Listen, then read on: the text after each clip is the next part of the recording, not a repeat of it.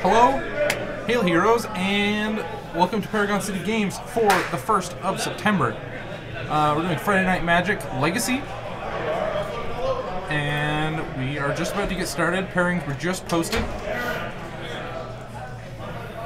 Looks like someone's nomming on some Nick Gum. Get everything posted. Let's see, go live, come on. Post.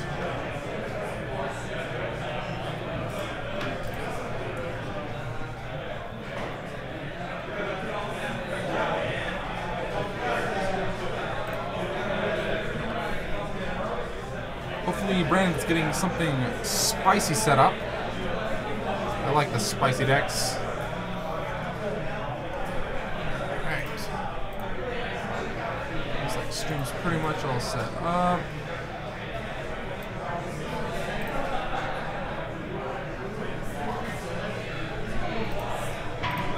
We're gonna get this door shut in just a moment here.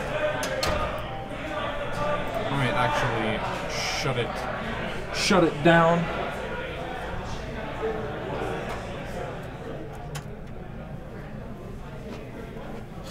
Don't want people coming in here and thinking that the stream is always that noisy. Alright. Well, door just swung open.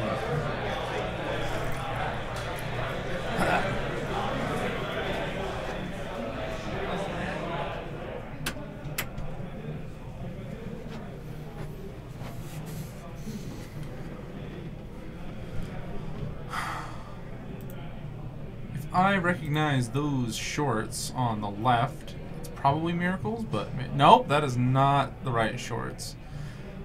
Could be Eldrazi. Good evening, Jorgensen. How close are you to Mud? And do you have a list that you're copying? Because I would love to see a Mud list. Alright, yeah, it does look like Eldrazi on the left. Deck that I am 2 cards away from as of this moment. Ooh, he's shipping back his hand. I feel like Eldrazi is one of those decks that mulligans decently well. They just need a good number of land and a couple of creatures. Most of their deck will work, though. They're in LA going through customs right now. The rest of your deck? The whole rest of your deck. Oh, man. I think I need to turn that light. There's a light right there that's like facing a different direction than it usually does. I feel like it's bleaching me. I'm pretty pale, but maybe not this pale. Does the sound working all right and all that? Forge Masters are cheap, so... Alright. So... Looks like a fetch into a Cabal Therapy. This is the deck list I'm working off of.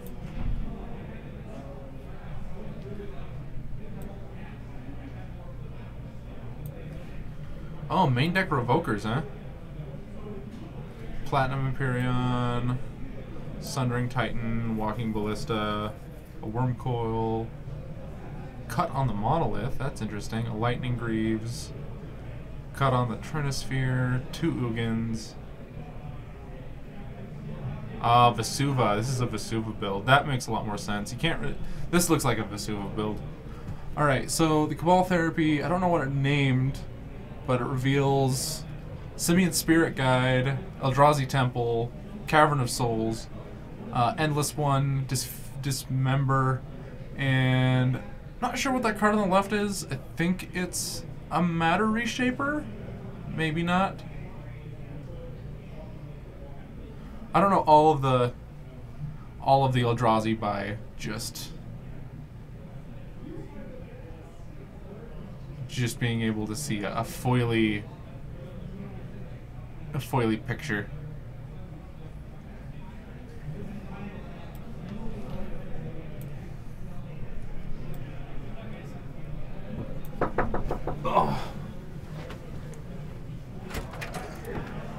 Alright. We go to the other table. No one cares about this. What? No one wants to watch this. Fine. I kind of wanted to watch it. I like. No, this will be funner. Okay, what is it? We have got Raymond Miller on Bug Delver versus Kevin playing Dead Guy Ale. Bug Delver? Yeah. Oh, sorry, Sultai Delver. This is Legacy, and I'm vetoing that. What is it? Dead Guy Ale. What's his name? This is his real name. Oh, Kevin. Sorry.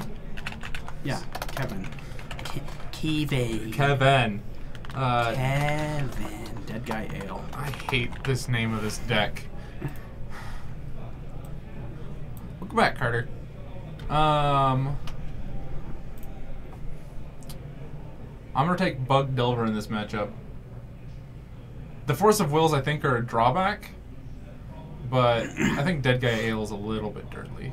I don't know. I might like Dead Guy Ale. He's got some really strong cards in the matchup.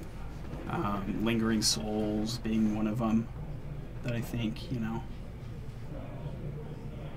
So, I don't know, but I don't have a lot of experience playing Dead Guy Ale. Orzhov Hate Bears is a worse name than Dead Guy Ale. I disagree. Orzhov Hate Bears actually explains what the deck is doing to somebody who doesn't know what it is. They go, "What are you playing?" Orzhov Hate Bears. If you've never seen the deck, this is actually like a huge argument amongst like a lot of Legacy players. Yeah. They're like, the deck names should be names that people can know, and then a lot of Legacy players are like, no, they're nostalgic. This Dead Guy Ale is a cool name because it has a cool origin story and like Maverick and all these stuff. So it looks like a whole bunch of land and a sort of Feast and Famine for Kevin. Probably mulligan that again. Yeah. Not off to a great start for Kevin. Raymond's probably a little happy to see his opponent mulligan to 5, but looking pretty unfavorable for Dead Guy Ale all of a sudden. Do you know what that playmat on the left is? I really like it. Raise mat with the thing? Yeah. I don't know. With Toothless? It's white Toothless. I don't know what it is. Dead Guy Fail. Dead Guy Fail. Yeah, I turned off that light, and look at the light still. It's like, I almost want to turn the other one. You know? Yeah. Should I turn it off? There's 2 switches on the back of it. You can just hit one if you want. Okay.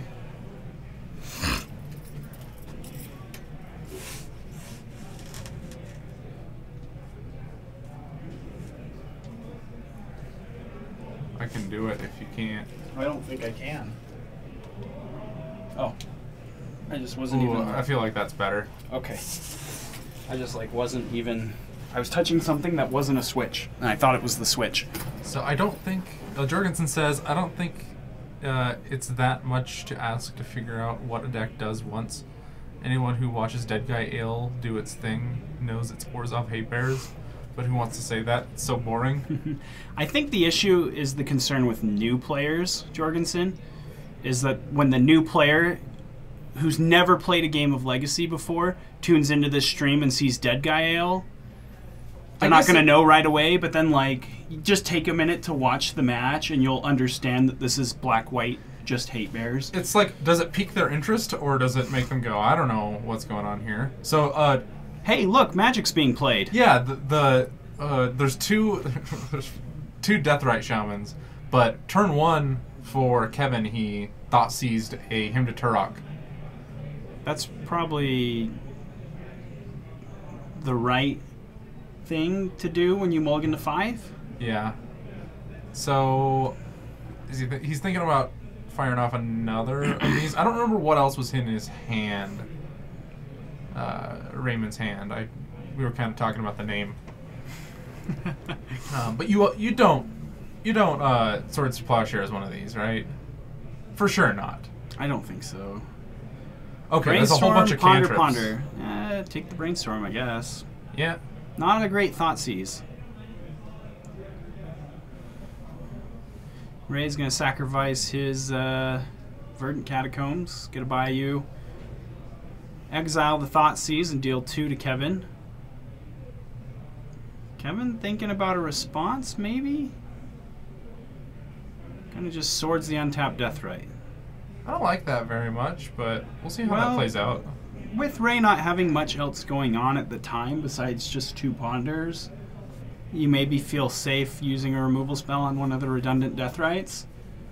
Just to start moving threats off the board, but... I feel like Dead Guy Ale attacks the mana base a lot. It's a wasteland deck. You can kill their Deathrite Shamans, and it's kind of gonna it assures you that he's not going to play Ponder 3-drop. Yeah. He's got a lot of answers in his deck other than Deathrite 2. Yeah, the bug deck just doesn't have much going on right now, so... So he sees another Swords to Plowshares. Before you do that, do you want to just pop Horizon Canopy? No. He's just going to fire that off right on the Deathrite. Ray's going to activate it. Drop Kevin down even lower to 11. Ray up to 20. Rewarded. Ray's going to untap. Take a draw. Sacrifice the Polluted Delta. Find an Underground Sea. Is this post-draw? Yes. Yeah, he drew his card. So there's going to be a play here? Yep. Right? And it looks like Ponder will be the play. 3 cards coming. Daze, maybe that was? Yeah, I think that was a Daze. Yeah. He's going to shuffle. Whatever they were, he didn't like them. So why would he fetch there? Do we know? Probably just because if he finds 3 cards he wants off the Ponder, he doesn't want to have to fetch the 2 away. Oh, okay. And he does have a shuffle effect with his other Ponder. Right. And yeah, and so if he finds anything that he wants to find off his other Ponder, he would rather get the fetch out of the way now instead of fetching away the card that he would want to draw off his second Ponder. Okay. Inquisition of Kozilek, after sacrificing the Horizon Canopy to draw an extra card, sees Daze Abrupt Decay. Probably grab that Abrupt Decay in case you play a...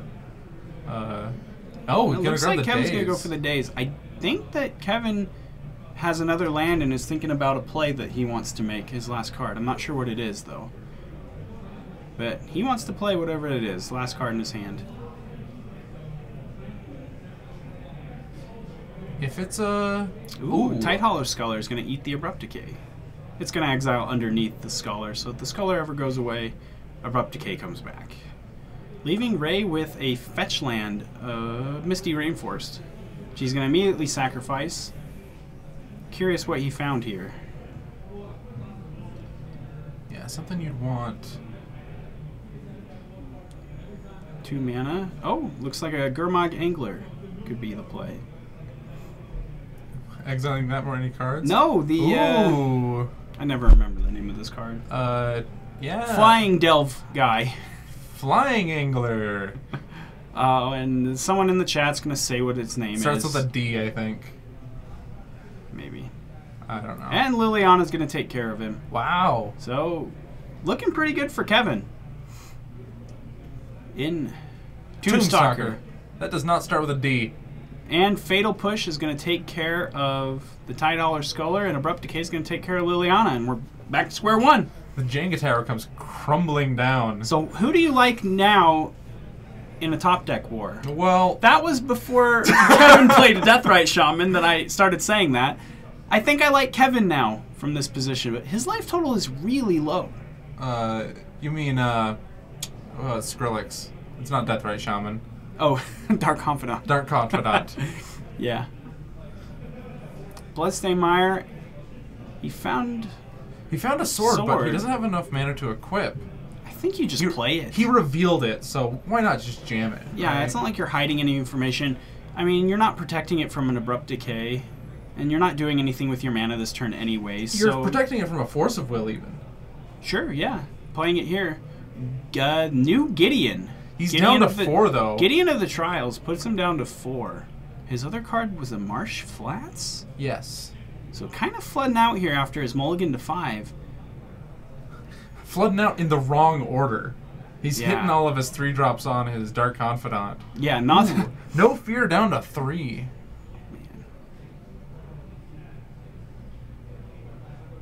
Oh yeah, Gideon makes that emblem that says he can't lose the game as long as he has a Gideon. So even if he goes to 0, he forces Ray to try to remove the Gideon before he can die. Yeah, that's true. You know, and I'm not sure how many more Abrupt Decays Raymond has. Dark Confidant can't hit Planeswalkers unless it attacks, right? You mean like redirect the damage? Yeah, it's no, loss of because life. it's loss of life, so you don't redirect that to the Gideon. So Bug Delver, not the greatest at killing Planeswalkers, I want to say. Wait, who are you talking about? Deathrite Shaman or Dark Confidant? What? I'm saying it's not. Bug Delver is not good at killing Gideon. Right. It's not great at it. Oh, you were talking about the Deathrite Shaman activations, though. Yeah. For some reason, I thought you were talking about the Dark Confidant. No. I'm so confused. I get what you're saying. I've just, for some reason, mixed up Dark Confidant and Deathrite Shaman. Yeah, twice now. But no, yeah, they can't redirect the Deathrite Shaman to a Planeswalker. Is he didn't, he pointed at his land. You said Dark Confidant, so that's what confused me. You mixed it up. Okay. We both mixed it up. So something's happening. A draw. So did he activated... Stoneforge Mystic. He activated that Gideon. He plussed it. Make it on the thing, so we can know exactly what it does. 'Cause Okay. It's plus, I'm not sure what it does. I know it makes an emblem that says you can't lose, and then it turns into a dude what attacks. Of the trials. There he is. The man, the myth, the Gideon of the trials. The Chad. Oh, that's pretty zoomed in. Hey, good looking. I'll fix it. I'm sorry, everyone.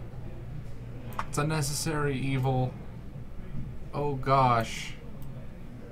This is the most unprofessional thing I've ever seen happen. Yeah. So Bob is sorted up. Stoneforge Mystic is tutoring something. It'll be a Batterskull.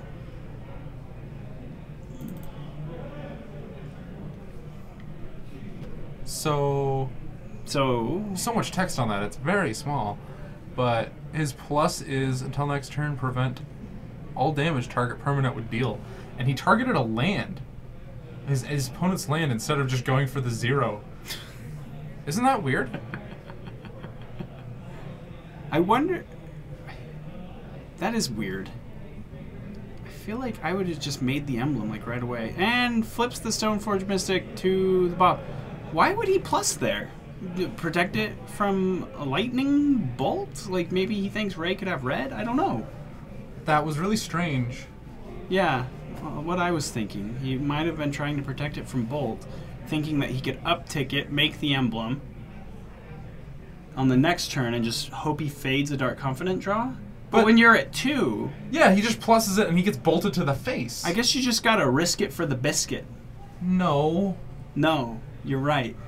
I think that Kevin probably should have made an emblem there, but we're gonna head to the sideboards. I'm gonna make a note. I might ask him after the game why. Yeah, it was a curious line. So let's look at what Ray's got going on. In Bug Delver, 2 Surgical Extractions, 2 Jace the Mind Sculptors, 2 Flusterstoms, 1 Grafdigger's Cage, 2 Thoughtseize, 2 Golgari Charm, 1 Deadweight, an Invasive Surgery, a Snapcaster Mage, and a Fatal Push. Deadweight, huh? Yeah, probably for his Tarmogoyfs. Kills a lot of stuff in this format. Yeah. Probably actually really good here against Dead Guy. On Kevin's side of the board, however, we've got 4 copies of Surgical Extractions, 2 Rest in Peace, 2 Thalia, 2 Gadog Teague, 1 Grafdigger's Cage, a Council's Judgment, 1 Gideon Ally of Zendikar, a Kaya Ghost Assassin, and a Batterskull. I'm gonna look up Kaya real quick. She's the Black-White Conspiracy Planeswalker. She's fun. Tombstalker. A little bit late to the party, but... Yeah. Thanks, Smiley. We appreciate the help. Jorgensen already let us in, though. Oh. So what do you like Wrong here out of Dead Guy Ale. Oh, I see why. What? I see why my card frame was so off. I was doing it for TCG Player. Anyway, Oh. for Dead Guy Ale, can I see the board again? Yeah. Did we see any green that match? We did. We saw the Horizon Yeah, canopy. he has the Horizon canopies, so. Okay. Kaya... Just making sure.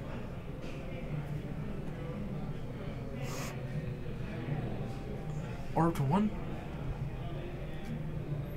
I don't know if I'm super big on the Planeswalkers. That card is battlefield. Maybe I'm just wrong? I don't know. I'm not a Hate Bears aficionado, but I just don't know that I want these 4-cost Planeswalkers in the Delver matchup. Like, Gideon Ally Zendikar can make 2/2s to chump block the Tarmogoyf, but then he just kind of gets beat in the air by Delver of Secrets. I'm just not sure tapping out for 4 is something I want to do. No, Batter Skull seems good. I think you can get to Batter I think the Skull. Batter Skull's great. I think the Batter Skull's great.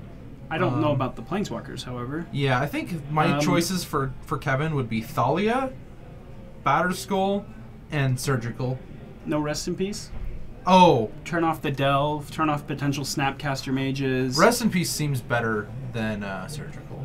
I think I'm off Surgical in this matchup. Yeah, I think I didn't see the Rest in Peace. I was looking for some kind of Graveyard Hate, and Thalia or Rest in Peace does it way better. You're not trying to target something and get something out of Raymond's hand either. You're just trying to just say the graveyard doesn't exist, especially after like Tombstalker.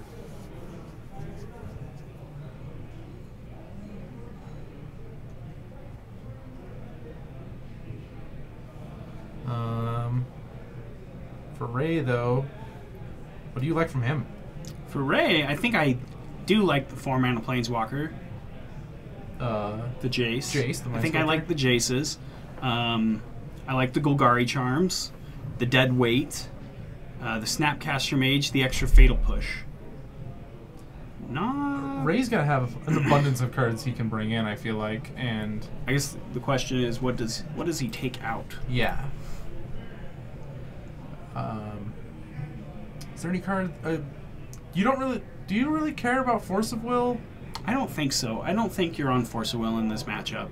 Dead Guy Ale too fair Right. to want to be like. You have to be able to be fine to wanting yourself. The card that you absolutely would want to force is probably Lingering Souls, and that feels like the worst possible thing you could do. I would say any of the Planeswalkers. Lily is fine. I think he can handle the Planeswalkers on their own.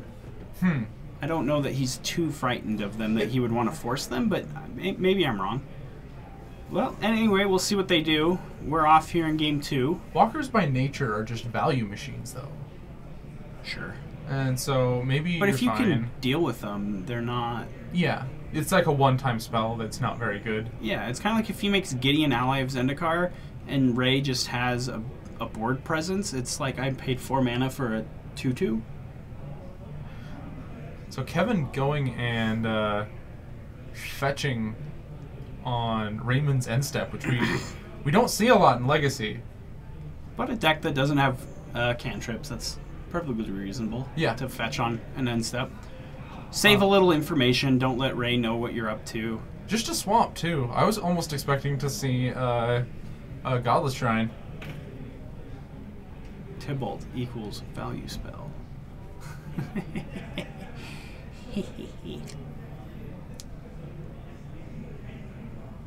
No. I think that you lose value if you put Tybalt in your deck. Yeah.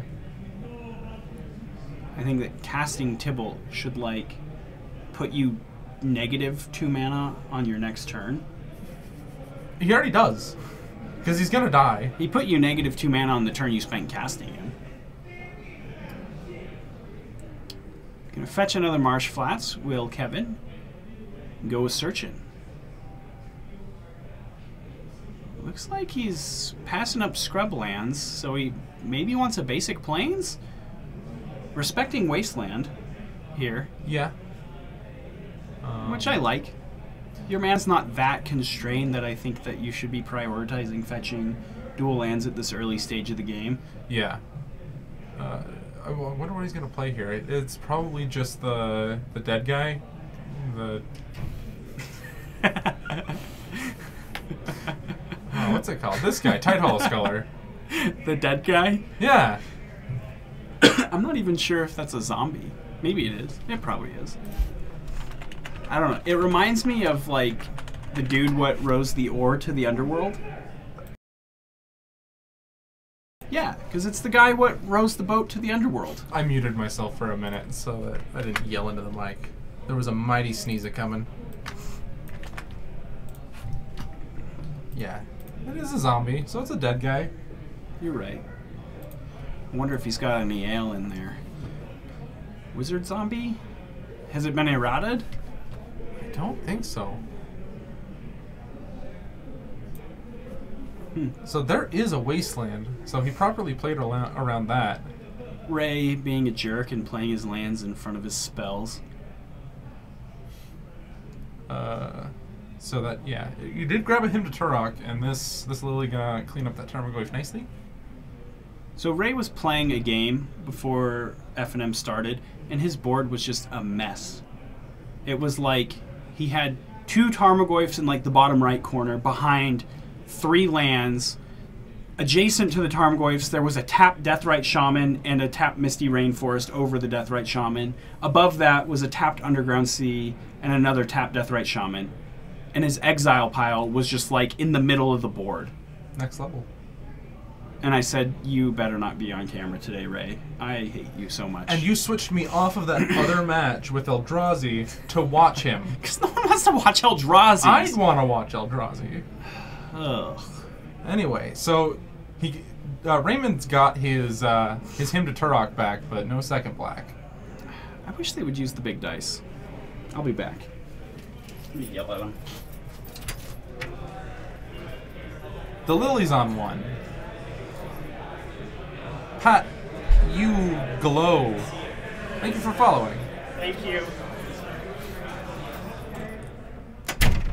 Sorry. Make it a little easier on you guys so we can know what's going on with those planeswalkers.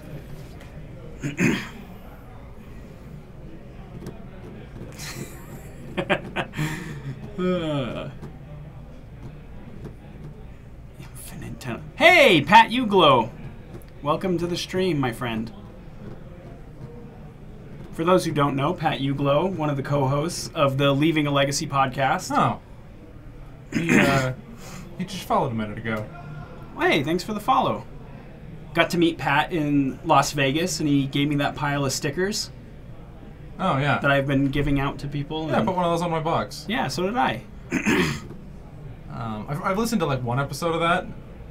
The only reason I don't listen to more is because I listen to so many podcasts that like finding a time slot is just like, it's on my list of like, I want to listen to this. Priorities. You just need to prioritize. I know.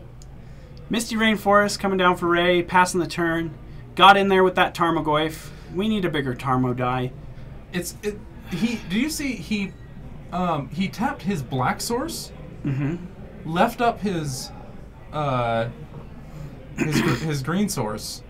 He could have played Hymn to Turok if he fetched and got the thing, but he prioritized keeping the fetch land. Yeah. And Ray, one of those technical players, definitely something that he thinks about when he syncs his spells is when exactly he wants to break the fetch land. As we saw in that last game, immediately fetching before casting his first ponder when he had the other in hand. I feel like cantrips and fetching is something that Raymond has mastered, and so I really like to watch him. I'm not great at it since I'm a mud player. Either of those things. Casting counter spells either. I'm not great at it, and I cast cantrips all the time, and I'm really bad at it. Time is finite, and there's so much great content out there. Yeah. I want legacy content, though. And they're at my top of they're the top of my list for what I would listen to. Also, Legacy Breakfast, that one I showed you to with the British guys. Yeah. Once you can get past the British accents, or not get past, but get used to them. So they're kind of hard to understand sometimes, but they're also a very good podcast. No. Listening to anything at 1.5 speed makes me want to go insane.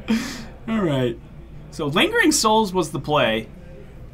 And, I mean, it's going to buy him a lot of time here against this Tarmogoyf. And he's going to be able to block and pants one of those guys up. Ooh, and there goes the sword, though, so no more swords. No more pants for these spirits. Pants him up with the sword. Yeah. Because that's some local makes speak sense. for how you equip things. Liliana going to down tick. Interesting. Ray, I think, wanting to hold on to that last card in hand, maybe? Is trading a Liliana for a 1/1 spirit worth it? Well, his other option was him to Turok, right? He hasn't cast him. Well, he could. What I'm saying is he could have cast Liliana the Veil and upticked it, which would have saved it from the Lingering Souls. But instead, he cast the Liliana to get rid of one of the 1/1s, essentially trading Liliana for a 1/1 spirit so that he can keep the Hymn to Turok. Yeah. So Ray putting a premium on this Hymn to Turok and really just kind of looking for his spot to cast it. I think it's going to pay off here. There's a Jace. Brainstorm Shore. Brainstorm... Blah, blah. That was a Jace, right? Yeah, that is a... Okay, the Hymn to Turok has been cast. Oh, so it was a Jace in his hand that he was trying to prioritize. Yeah. And he just wanted to get as many of those souls off the board as he could to protect this Jace. See what he's going to do. Going to bounce the Dark Confidant, and he's going to get frisky with that Tarmogoyf. I like that. No, what's weird is that he didn't zero the Jace, but he kept open 2 colored sources. Wouldn't you leave open at least a Wasteland? Oh yeah. Maybe not, because you don't Wasteland on their turn. So maybe it's not that weird. Yeah, maybe not. I don't think that there's really a right or a wrong answer there, because it doesn't matter either way. Yeah. You're not going to do your Wastelands. Eternal Dirtles dumps all over True Name Nemesis. Ugh.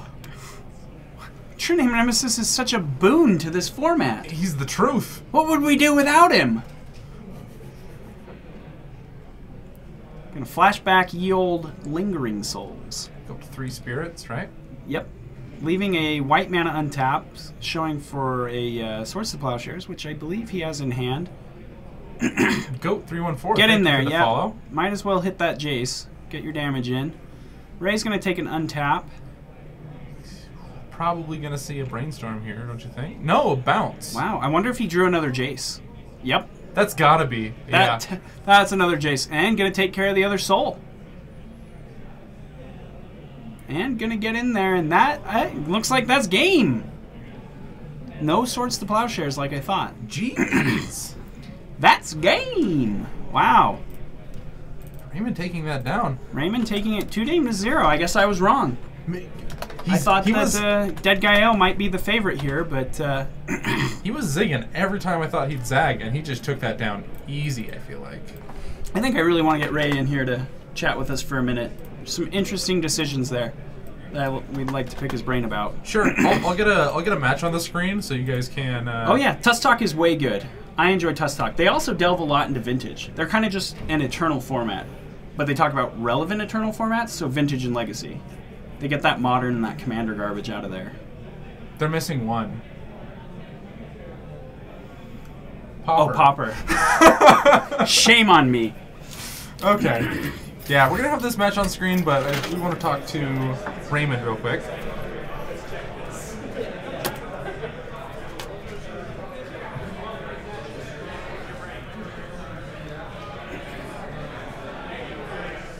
there another chair? There's another chair right over there. Yeah. Is he busy or something? No, he's just de-sideboarding. Is he busy? Like, I care. It's Ray. I don't care about what Ray anything. Oh, he's gonna be so close to me. Scoot over then. Can you scoot over? I'm like at the wall. Oh, goodness. All right. Who is it? Hey. So I've written down one question. You want to sit here? Yeah, sure. I've written down one question. Sandwich here. Do you know why Kevin plussed his Gideon I'm on not your sure. land? I'm not sure why he plussed the Gideon. Instead of just making the emblem to not die to his Bob. Yeah, so I figured he was going to make the emblem and not die to his Bob and just continue to just eventually plus the Gideon. Or actually just, not even do anything, just keep the emblem. Because now I need only Abrupt Decay as opposed to any removal.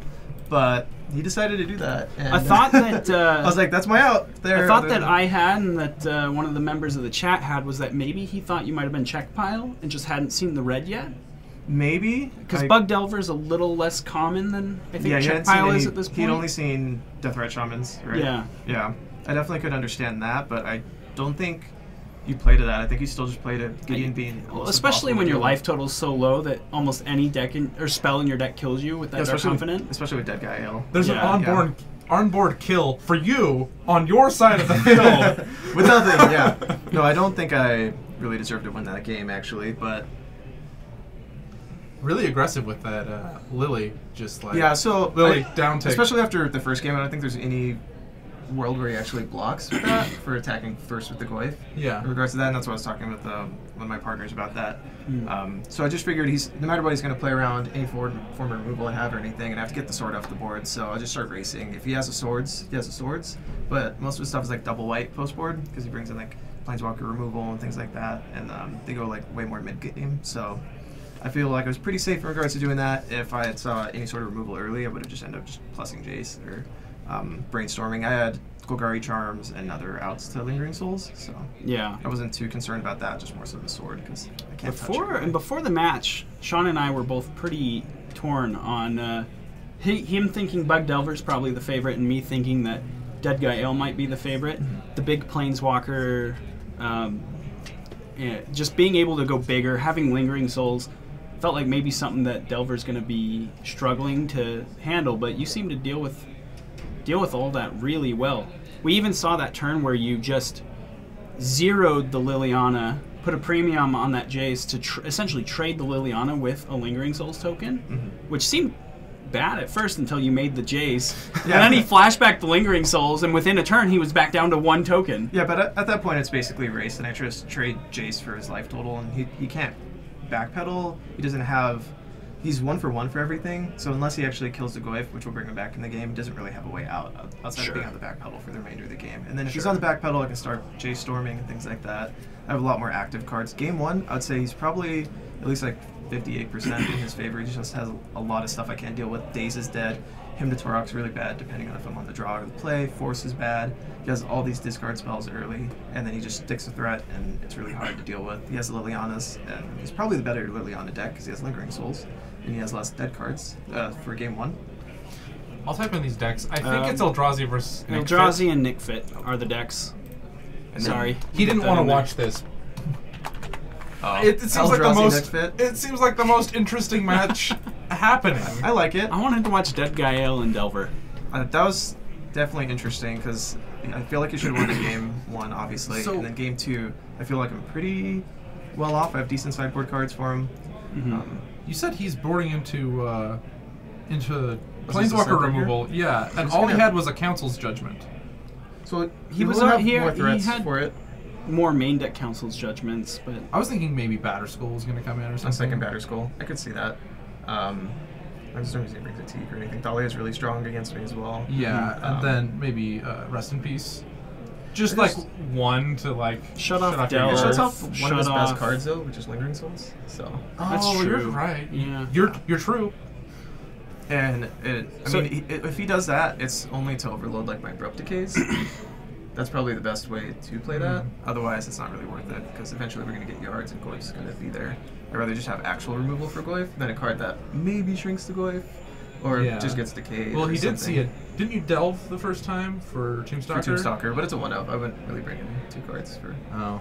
It does shut off Deathrite Shaman. I mean, but I feel like if you see a Tombstalker, I'm expecting a Gurmag Angler or 2. Yeah, that's the biggest thing between Check Pile as well and Sultai is that he did see the Tombstalker Game 1. So yeah, I'm not sure. And I don't know exactly. Do you have Gurmag Anglers? No. I feel like if you've got Tombstalker, you don't have Anglers. Usually it's one or the other. Right? Yeah, you play the Flyer, you play 2 Anglers. Yeah. Usually. All right. Well, great. Well, very well played. Thank you for joining us. We'll let you go enjoy your free time until the next round. Thank you. Is this match over? Nick Fit maybe never over, but Nick Fit versus. because they can just, 6 mana play something crazy. What's up, man? Is that a Force of Will? Does Nick Fit play Force of Will? I guess. I wasn't aware of that, but I'm not super familiar with the Nick Fit lists, but I mean, I'm sure they have plenty of blue cards. He's also got Snapcaster Mage. what, is anyone familiar with the Bugnit Fit does. Oh. Well, he's on Bugnit Fit. I can't talk today. Bugnit Fit. Don't rush yourself. Breathe. Oh, okay. Yeah. Not without paying.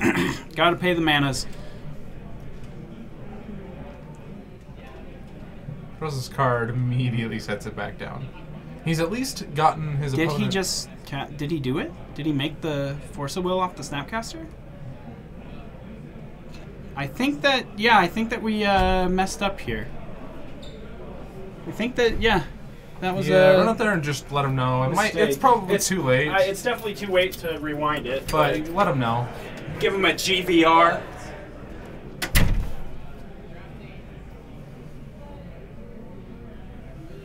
Oh, scoot away from that wall. Yeah.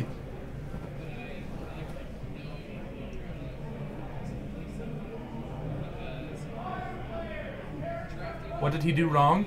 He cast Snapcaster Mage, targeted Force of Will, and then used the alternate cost for... used the alternate cost of exiling a blue card out of his hand. With Snapcaster Mage, the only alternate... Well, you can't pay the alternate cost, you have to pay the 5 mana. Because that's the flashback cost. You can't do that? No.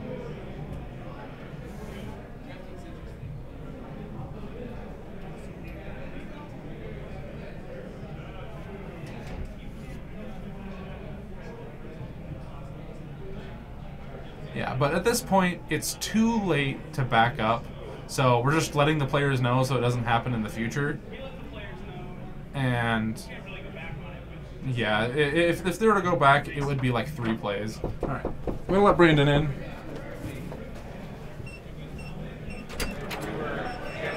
Thanks. So he actually asked one of the owners, and the owner told him that it was possible, while Eric, level 2 judge, was like standing right there not paying attention. Yeah. So as soon as I go out there and say, yeah, you can't do that, Eric goes, yep, can't do that. Yeah, Eric is the authority. But so anyway, we're a little too far to reverse that, so we just told the players to keep playing, but just so they know in the future. And we're in a top deck war. The Nick Fit player has drawn 3 cards. We're in a top deck war. It looks like we're in a getting killed by Eldrazi. We were in a top deck war. All the Eldrazi player had was a 2/1. Yeah. And he just had black cards that didn't do anything. Surgical Extraction, Cabal Therapies. Interesting that those cards would be in his deck. The Cabal Therapy makes sense. You need some way to shut off Sure, combo and sacrifice your Veteran Explorer. Yeah, you need to be able to sack your Veteran Explorers, and if you don't have a lot of great interaction, you need to just probably deal with like Thought Not Seer or Reality Smasher. So I mean, those are probably fine names. Not sure why Surgical Extraction would be in the deck, but I'm not much of a Nick Fit player, so That one seems really weird. yeah. Yeah, like... See, it's always validating when I say something, because I know there's a slight lag between us and the time that Jorgensen's comment is going to show up. So when I say something and then Jorgensen reaffirms it, I feel so good. I just feel so accomplished. The only logic I could see is because, like, you hit... I don't know. I don't think it should have been there. I don't think it should have been there. Yeah, that's what we're either. discussing here, Pat. Why the Surgical was there. We don't think it should have been, but... Maybe. Like, maybe a Wasteland hits the yard, and then you know he has a Wasteland in his hand still, and you can... Like, it's a stretch. Yeah, we're stretching here to try to find a reason for it to be there, but... Looks like Eldrazi takes that one down. Yeah, Eldrazi took that game down, and...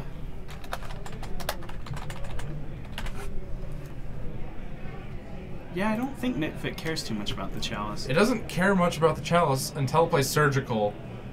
And then it's like, I can't even cast my Surgical. He must have boarded in a card that just gets... Like something in his deck that's worse than Surgical Extraction? I don't know. Like, it looks like Thoughtseize and the Ooze he took out. Interesting. I feel like I would rather have those cards than Surgical. 100%. Definitely. So many players make the board-in Surgical mistake. Yeah, that it's just like snipe a fetch land, and it's, yeah.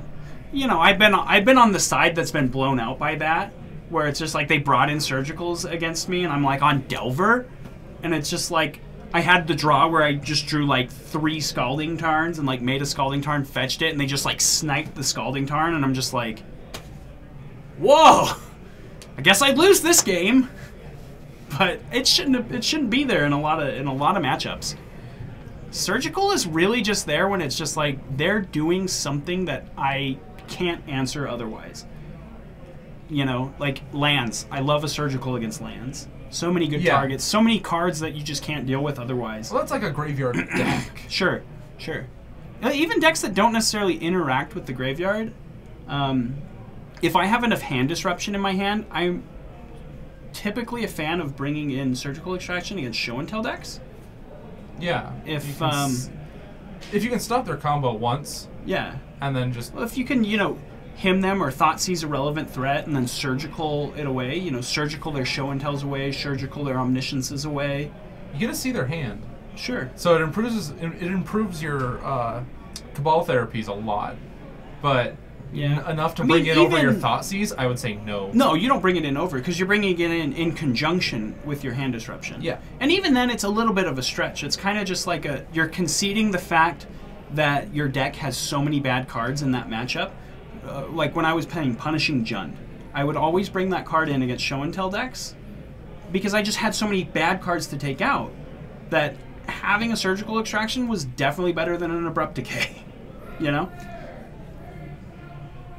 Well, it sounds like pairings are up for round 2, so we will go get that sorted out. I thought he said modern players, but I'm hoping not. He might have said modern players. Go check the time. I'm going to go double check, though. He could have gotten another island off Explorer and hardcast it, but he had 2 black from Tower sacking Explorer. Yeah. Oh. It is. Your chat is very lagged. Yeah, it was modern. There are 3 minutes left on the legacy clock, so that's not that we'll be underway shortly, guys. Clean up these match names. Hey, pull up our page of shameless plugs.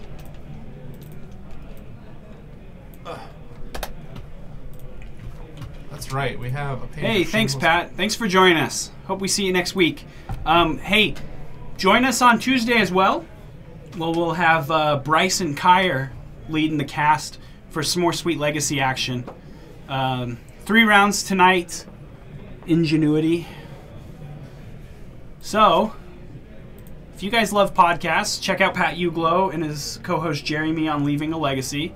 Thanks to him for joining us tonight. But also check out Kitchen Table Magic. Paragon City Games would like to recognize Kitchen Table Magic as a friend of the stream. Kitchen Table Magic is the place to listen to stories told by wonderful people in the Magic the Gathering community. Check out Eternal Durdles. We were talking about them a little bit earlier in the cast for some good Eternal and Legacy content. The one that hates on True Name? Was that the one? I think that's what they said. Eternal Durdles was the one that hated on True Name. Correct me if I'm wrong. Anyway, keep going. Eternal Durdles is the weekly Magic the Gathering podcast brought to you by Hipsters of the Coast. Oh, I didn't realize it was hipsters. Cool.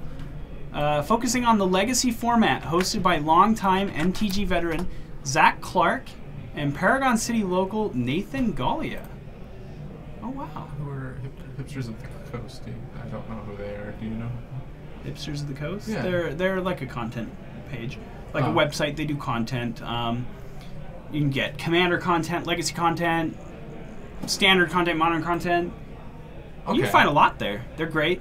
A lot of good writers. You know, they're not a lot of big pro names, but you know, a lot of good local players in their own areas that write and create awesome content. Paragon City Games would like to thank Sean Penrod, host of MTG Pro Tutor Podcast. He's a good friend of the shop and of the stream, and he's got a great podcast too. It's a top-rated Magic the Gathering podcast where professional Magic players and community notables share their origin stories. I have enjoyed listening to that podcast. And if you're in the market for singles, check out Paragon City Games TCG Player Store. They've got a great selection of Magic the Gathering singles. Find the awesome Legacy cards you see tonight on stream, pick them up, play them at your own FNM or other local events. And anything you buy from Paragon City Games helps out us as a caster group, because it justifies us doing this. Yeah, kind of keeps the lights on, so to speak, for us. Lets us keep doing this, bringing awesome content to you guys. So here's another link to... I'm just spamming the chat with links. All our shameless plugs. All the shameless plugs. So there's a link to Paragon City Games Store. Nope, that was the same one again. Come on. Copy. There's a shop. Oh, nope, that was the right one. All the shops. Awesome. We got like a minute left on the round. Something close. We should be getting underway pretty soon with some more awesome Legacy action for you guys here at Paragon City Games, located in lovely Draper, Utah. I use that word loosely. What you got against Draper? It's super far from our house. Yeah, we live a long way. We travel far to come do this for you guys, so Worth it. worth it. Definitely worth it. It's the highlight of my week, I'll be honest. It relit the fire in my belly for this format. I was really burnt out on Legacy, and then I started doing this cast with you, and now I'm just completely enthralled in the format again. Why were you burnt out? I know the answer. Allurin! I was just playing a lot, and I was playing Allurin a lot, and I was losing a lot with Allurin. Yeah, what do you think happened to Allurin? I don't know that anything necessarily happened to it. Well, I mean, losing Miracles, I think, was bad for the deck, because I think the deck had a great Miracles matchup, but I just don't think I was a very good Allurin player. The deck... It takes a lot for that deck, I feel like, to assemble its combo. That and there's a lot of stumbling blocks that you can throw in. Yeah. If you're a tier 1 Legacy deck. And if you're being put off your combo, it's difficult to orchestrate a win with just a bunch of sort of derpy guys. Like, yeah. On their own, the creatures in that deck are just kind of derpy. Your second win con of just value creatures beat down is beating not them down that with good. 1/1s and 2/2s. 2 1s. The Shardless Agent is a 2/2. Okay, yeah, you're right. And like Deathrite Shaman. Deathrite Shaman tries to carry that deck, but it is quite a heavy load for a 1-drop. Even a 1-drop as good as Deathrite Shaman, it is a tall order. So... I was kind of expecting what's it called? The Dragon Stompy that doesn't play dragons. I was expecting that deck to Goblin Rabblemaster Stompy, yeah. you mean? I was expecting that to be more of a thing, and like that would shut down Allurin more. Like I just think Blood Moon's in a really good spot right now, and I was expecting more people to just walk in the store with Blood Moon and be like, I'm gonna win some games. But I haven't seen that as much. I played against the Dragon Stompy, No Dragons, Goblin Stompy deck with Allurin and got Blood Mooned out pretty hard 1 week. Yeah. Like, I'm just surprised there's- that's not happening, like, routinely. I think there's just one guy here who plays that deck, Yeah. and he doesn't show up every week. You know? Well, I do watch, like, other people play Legacy online, Okay, you're not just even Like- outside of just the confines of our little Yeah, local outside of our game. store, like just watching somebody on MTGO jam some games of Legacy when I'm like trying to fall asleep at night, and I just don't see a ton of that deck, and I'm just kind of confused at why. Like, how many matches do you just win by turn 1 Blood Moon? Like, I would say enough that it's worth it, and you can grind out the matchups that you're not. But I thought that would stop Allurin, but we haven't seen it, and Allurin wasn't performing the way I thought it would. We have, like, besides you, we had 2 other Allurin players, and I saw them lose a lot. Yeah. So I'm surprised that Allurin's not doing better, and I would love for someone else to give me an explanation why. Well, I believe that pairings were just posted, so we're going to go out there. I'm going to get the table set up for you guys, and we'll be underway with some sweet Legacy action.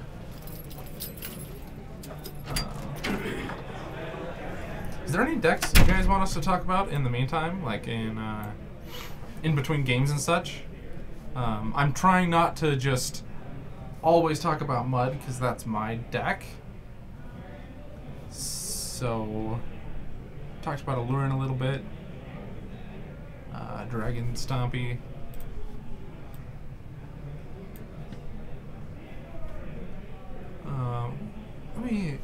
What is Dragon Stompy under on MTG Top 8?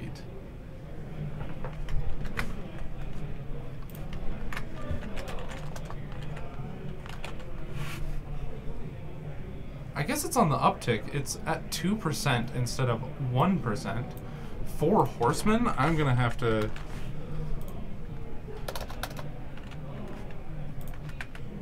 I'll look up a deck list because I've heard the name thrown around, but I don't think I've ever seen that deck in action.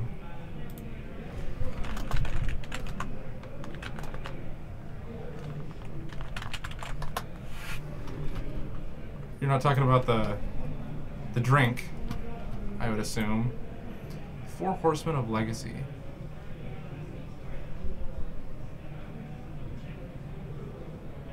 Wait. This doesn't look like the right thing.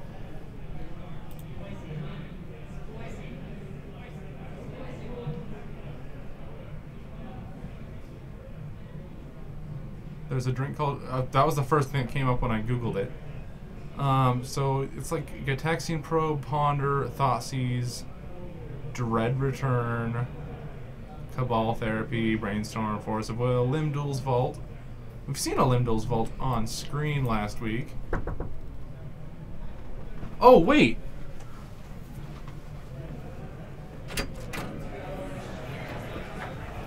Okay, so... So, are you talking about...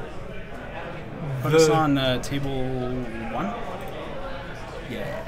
Are you I'm talking gonna go about... find out player names, but we've got Lands versus Maverick. Okay. This looks fun. Lands versus Maverick.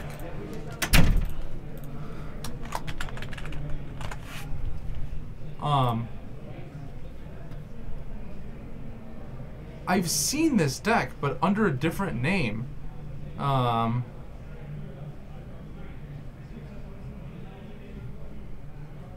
Does it play Mesmeric Orb, Basalt Monolith? I've heard this deck called Windshield Wipers, because you get the Basalt Monolith and you're just like, and you just mill yourself.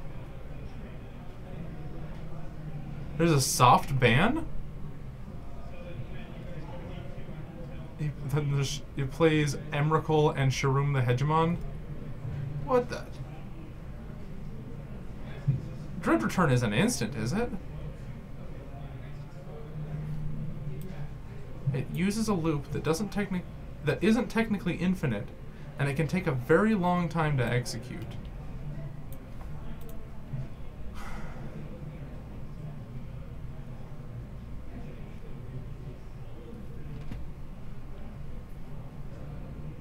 Is it a loop so that you just reorder your deck? You only use 1 Emrakul for the shuffle effect. Okay. This has 3 Emrakul. That seems wrong. You kill with Blasting Station and Narcomoeba. Okay, so the Emrakul shuffles the Narcomoeba back in your deck. Then you can keep going with Basalt Monolith.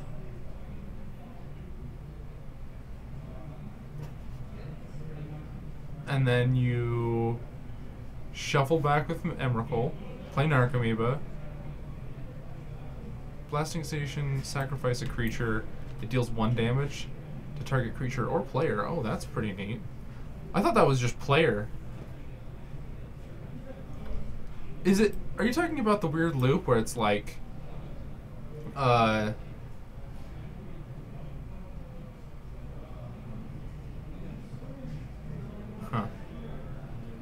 Because it's random. You could theoretically never hit the Narco. Keep going forever. It's non-deterministic. Well, I thought you could... have the Emrakul trigger on the stack since it uses the stack, and then keep milling your entire rest of your deck. Oh. Yeah. Anyway. So I'm back to the Magic. So turn 1 for lands looks like double what's it called? Grove of the Burn Willows, a gamble, and an exploration. I had a version for a while that used Bridge from Below, so it could also end up making Army of Zombies. That way the game state changed.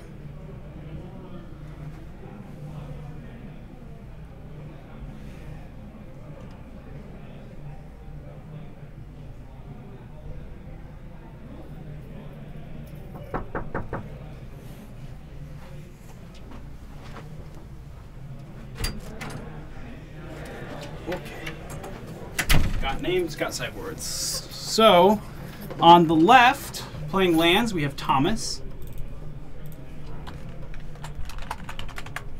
Tomas. And on the right, playing Maverick, we have Ben. Alright, so Birds of Paradise against lands. Exploration. An exploration, and he already cast Gamble, and he discarded Glacial Chasm. Glacial Chasm. We're talking about 4 Horsemen, if you're familiar with that deck. No, I'm not. I've heard tales, though. Never actually seen anyone do it. But, yeah, I heard it called Windshield Wipers. I've never heard it called that. I've really? always just only ever called it 4 Horsemen. Because I don't know why it's called 4 Horsemen, but Basalt Monolith is a windshield wiper with... You know, I'm not sure why it's called 4 Horsemen either. That's probably one of those things that we'll have to learn the origin story of. There's probably some origin story. You know, there were 4 horsemen riding their horses. It's probably named after another drink. Just like Dead Guy Ale. Because the first thing when I typed in 4 Horsemen into Google was alcohol. Okay. And that's exactly what Dead Guy Ale is. I feel like that's probably like a pastime for Magic players who would come up with a deck like that, just sitting around at their table, drinking their beverage of choice, brewing crazy combo decks, and then just naming it after the drink that inspired them. Yeah. It was and their drunken inspiration for the deck. It was called 4 Horsemen because it started out with 4 possible fatties you could win the game. It evolved into the Emrakul Shuffle kill combo. So, oh, okay. That makes sense. So there's already a Thespian stage against a Birds of Paradise. Dark Depths. Not a lot going on for Ben. Not drawing lands. He really needs to play Wasteland. I think he's about to discard? No, he's got a Thespian stage in his hand. I wonder what's... He can Thespian stage copy Dark Depths. Get his own 2020. Wow. Maybe that's what he's thinking here. That's interesting. That's what I would be thinking. That's what I would be doing. I want a 2020. My 2020 versus your 2020. The only difference is I have Swords to Plowshares in my deck. You don't. Yeah. So it looks like he's going to activate it. Reading his own. He's gonna read his own, make sure that's okay. Yeah, it can target your opponent's lands. So cool. Cool interactions. So Ben gonna make a Merit Lage off of his opponent's Dark Depths. Dredge 3 for Thomas. Just in case no one believed me, I'm just gonna throw a Thespian Stage up there. See what Thomas reaching for some mana. Life Ben level. should be gain. He looks like he did gain life. Caracas. There we go. All right. Thomas has a clean answer to this Merit Lage. And it looks like he's just gonna think about waiting. Huh, I've never thought of just running just a Thespian Stage. Just in case you fight lands. Block their biggest win con forever. Yeah. I've never thought about that. Yeah. And Caracas is just gonna take care of that. Oh, Caracas. Well, maybe there's a reason not to do it. Yeah. The Caracas not on the field at the time, but not really any clean way to play around Caracas, because Thomas, if he has it, he just makes Caracas before ever making his Merit Lage, so I'm sure there's some incentive to just doing it main phase there. Thespian Stage can also copy Caracas. Wow. Yeah. But Ben having none of that. He just wanted his own 2020.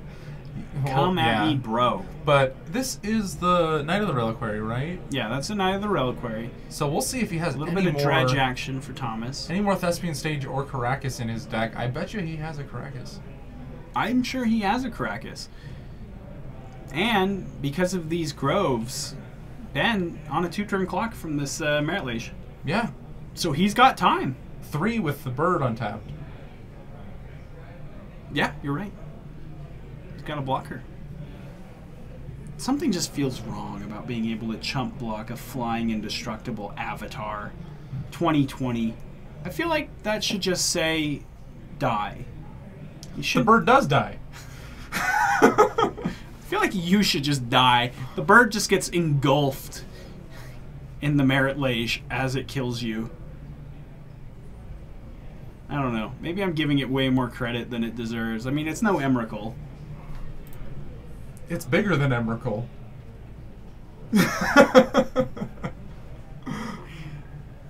Yeah, but Emrakul's just being modest. Yeah, it could be. What we see as Emrakul is just what Emrakul has decided to show us here. Because the rest of Emrakul is back in the Aether or the whatever he's in. No, he's trapped on Zendikar. No, he's trapped in the moon on Innistrad. Okay, sorry. And she put herself there. I'm not up to date on all the lore. He Well- used to be trapped on Zendikar, and then he got into the moon. Very unprofessional. Yeah, We sure. should know this stuff. Probably. We're supposed to be the experts here. Merit Lage does not need trample. Yes, it does. It just needs everything. So we should have need- double strike too, and death touch, Do you know the card that Thomas should be running? Rancor. Gosh. Oh man. We're gonna make everyone run Rancor and just show them how good that card is. You're Did like, wonders for Kyre. yeah, you're like, hey, you sick of that Merit Lage bumping into like Delvers? Give it Rancor. See what happens. Thomas just played a Ghost Quarter for turn. If There was is. a land that gave creatures trample. Keswick Wolfrun. Yeah, Keswick Wolfrun. It's And not give good. it +X/+X. Oh, Keswick Wolfrun's great. I don't know what you're talking about. Not good in lands. Well, this one, you need to get past a 0-1 jump blocker. And the Keswick Wolfrun would give him enough trample that he could just one-shot him here. Oh, a Barb Ring. Yeah, Barbarian Ring. We should be ashamed of ourselves when Barbarian Ring exists and we go immediately to Keswick Wolfrun like a couple of standard players. We should be ashamed of ourselves. What does Barbarian Ring do? 2 Doesn't damage? it give it... It's just a shock on a land Shoot. with Threshold.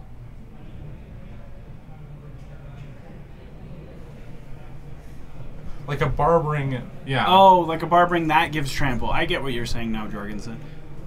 Okay. So, okay. Sajiri Step does it, yeah. Yeah. Sajiri Step moves him past fill blockers. I don't know. Maybe when you have a flying 2020 indestructible avatar, you just don't care about the jump blockers. You just smash through them until they're done. Yeah. Like, Lingering Souls isn't a part of this format in a big enough way that you're thinking about that, and you're just fine just being like, hit ya? And they're like, okay, so what give you is a card this of advantage. spell here that Ben has just made? What, the one on the table? Yes. Or with the counters on it? No, that's clearly a Dark Depths. I'm referring to the creature next to the Birds of Paradise that is not a Knight of the Reliquary. Sylvan Safekeeper. I do not recognize that card. Is that like a promo artwork for it? That looks like new artwork for it. It could just be new. Yeah, no, that's a card. From Judgment. So Yeah. that is definitely new art. Yeah, so that's why I didn't recognize it. Sacrifice a land. Target creature you control gains Shroud until end of turn. That, I would assume, is to protect... To protect your Merit Lage Lage. after you Thespian stage your opponent's Dark Depths. Okay. So, Thomas gonna make the 2020. Ben gonna activate Knight of the Reliquary. Probably gonna go find Caracas. I would imagine so. Unless he's finding... Thespian Stage or something? Well, he doesn't have mana to activate a Thespian I stage. thought he just floated one, and he has birds. Oh, is he floating? No, because he tapped out to play Sylvan Safekeeper. He tapped out to play the Sylvan Safekeeper, so he just has the bird. He paid one. Oh, because it's one. You're right. So, okay, he's floating one. So he could... No, he can't at this point, because the Dark Depths already sacked itself. So there's no way that the Thespian Stage does anything. So he's getting Caracas. Thespian Stage copies Ben's... Correct. Okay. Oh, he getting a Thespian Stage to copy Thomas's Caracas. What? Is that what you're saying? No. He has a Dark Depths of his own. Ben does.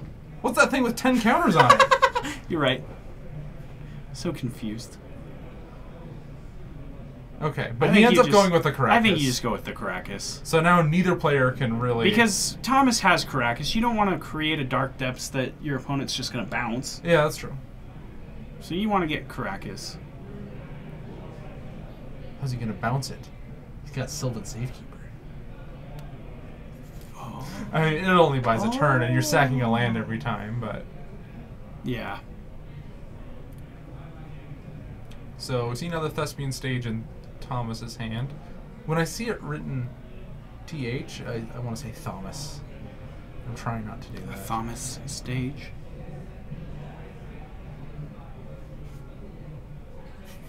Stage. So between the Thespian Stages and the Ghost Quarter, or not the Ghost Quarter, I'm sorry, the Life from the Loam in Thomas's Graveyard, he essentially just has infinite Merit Lodge tokens. And the Ghost Quarter immediately taking care of the Caracas means that next turn Thomas will be able to make another 2020. Yeah. So Ben kind of has to figure out something quick. Yeah, well, never mind. There it is. Did he already loam him back, or did he just have another set? I think he loamed and we missed it. Or he just had it. Ben gonna take a draw. Didn't get to see it. Hiding it from us. Swords to Plowshares looked like is the draw. So, pretty good. Eventually this Knight of the Reliquary is going to be beaten in, and it looks like it's going to be beating in for 8 right now. Yeah. So that's a 3-turn clock. And that started at the start of this turn. He could just sit here and activate that thing over and over. Stoneforge Mystic. for Ben. Until it's a 10-10? And it looks like that's what his plan is, because he tapped out of his white, which I don't think he would do unless he had plans to keep an eye of the reliquary up. Not a 3-turn clock once he starts Merit Lodge. That's true. That's very true. The clock doubles. So, looking like Ben possibly wanting to move to combat, or just ending the turn. One of the two. I imagine he's just ending the turn. Yep, Tom's going to untap. Going to dredge. Small earthquake. Added Maze of Ith to his graveyard. That's significant. Yeah.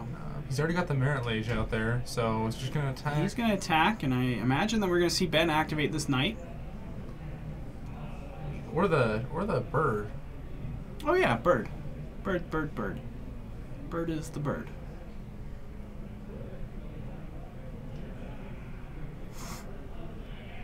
The Jite is kind of a weird get. Maybe just because it's more... No, Batterskull's probably just definitely better. Gain you life, right? To try to get out of range of one Merit Lage hit. Oh, okay. He had the Batterskull in hand. There we go. Makes sense. Batterskull is going to be very nice on the knight. So, casting life from the loam. Getting back Maze of Ith, Ghost Quarter, and thinking about Grove, possibly. But maybe just going to go with a piece of the combo. So that next turn he'll just have the combo. And he's picking up some protection. He hasn't played any land for this turn yet. Nope, and he's got 2 to make. I imagine he's going to play the Maze and the Ghost Quarter. No, Thespian Stage. There's already a Dark Depths in play. So... Oh, he can just copy... That's pretty clever. Way more of a game than you'd think it would have been when there's just exploration and then Dark Depths on turn 2 for Thomas, you know? Yeah. So he can make his own 20/20. He can stop the knight from attacking. He has a Caracas to cover Ben's own knight, or Ben's own 20/20. So I think that Thomas has this game pretty wrapped up. Sylvan Library in Ben's hand that he's just not going to be able to, like, he doesn't have the time. Yeah, and he's just going to pass the turn.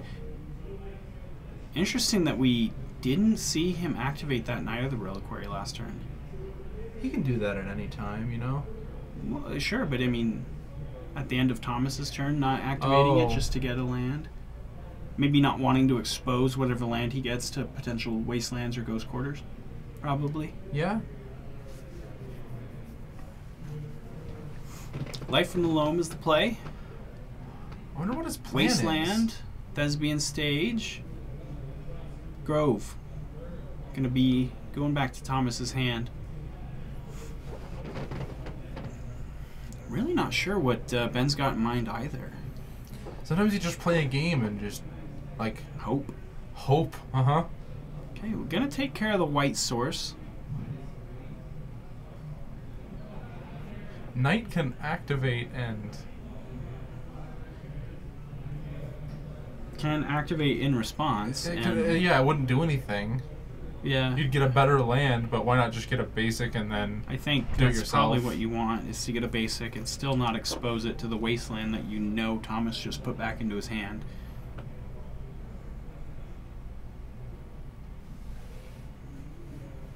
Yeah. Ghost courting him out of the game at this point. You've got everything else locked up. You've got all your bases covered. You just ghost quarter him out of the game.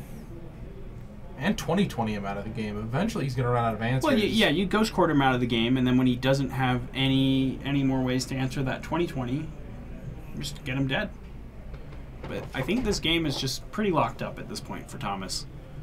I am not sure what more could be done. It looks like the Batterskull came into play. There's a germ token beneath it. So it doesn't look like if... Yeah.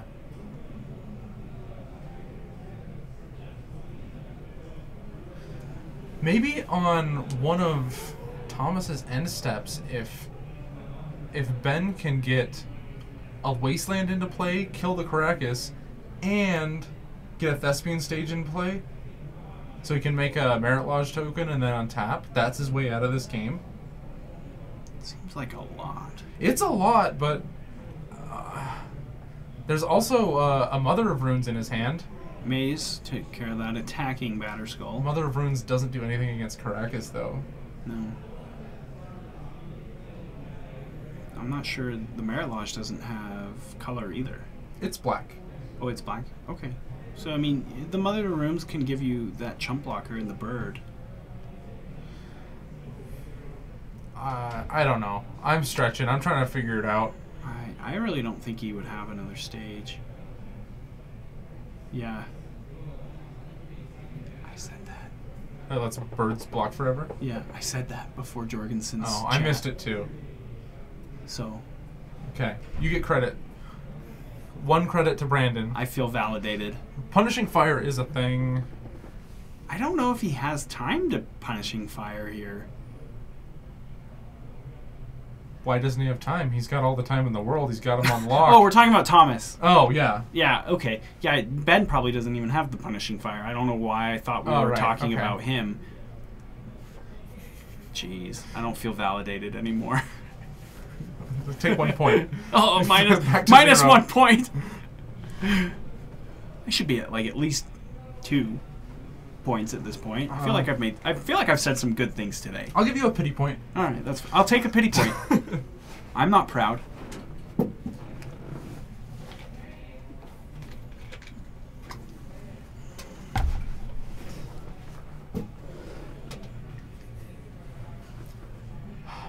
Ben gonna go up to 23. Yeah, Punishing Fire. There it is. He's just gonna probably Punishing Fire the bird, just to get it out of the way. Yeah, it's pretty annoying. Just before there's something that can. I don't feel validated anymore. I think that's my second quote, though. Is it? That's pretty validating. I've got Calvin always has it, and I don't feel validated anymore. I don't know if you have Calvin always has it. Which quote would that be? I don't know. Didn't we make that a quote last time when I said Calvin always has it? No. I thought we made that a quote. A thing. Well, it's a thing in my mind. Speaking of Calvin, I don't think he's here today. I didn't see him. Oh my goodness, what is happening here? That Knight of the Reliquary has 16 counters on it? No. Just 7? I imagine it's just 7. They have a D10, but it's on 1 instead of 8 for some reason. Or instead of 7. We're going to use the D6. And then we're going to take the D10. Green Sun Zenith for 1. Maybe get another Bird of Paradise for mana? I don't know. What are we getting here? Mother of Runes? Probably Mother of Runes. Deathrite Shaman. There's a clock. Okay. Well, I mean, that also starts Ben on the plan of edging back into this game. Okay. So that he can start eating things out of the graveyard, take care of the Punishing Fires, That's... take care of the lands before they can get brought back with Life from the Loam. Yeah, Deathrite was the obvious go get. God, I really don't feel validated anymore. But yeah, he immediately has to sack a land to save his thing from Punishing Fire, his Deathrite from Punishing Fire. Yeah. So that he can... I feel like that means that this game is probably winding to a close. Oh yeah, Green Suns only get screen creatures anyway. What were you looking at? Because I was like, does he get like a Mother of Runes? No, Oh, yeah. That's a white creature. So there's another Thespian stage sitting on Wasteland. I wonder, Thomas maybe being too conservative here. Giving Ben some little edges and some room to start clawing back in. It's still a long way to go. Are you saying he could have just been playing Dark Depths every turn? He could have. I think that's kind of what I would have been doing. But, I mean, at this point now, Ben has no lands in hand. Or no lands in play.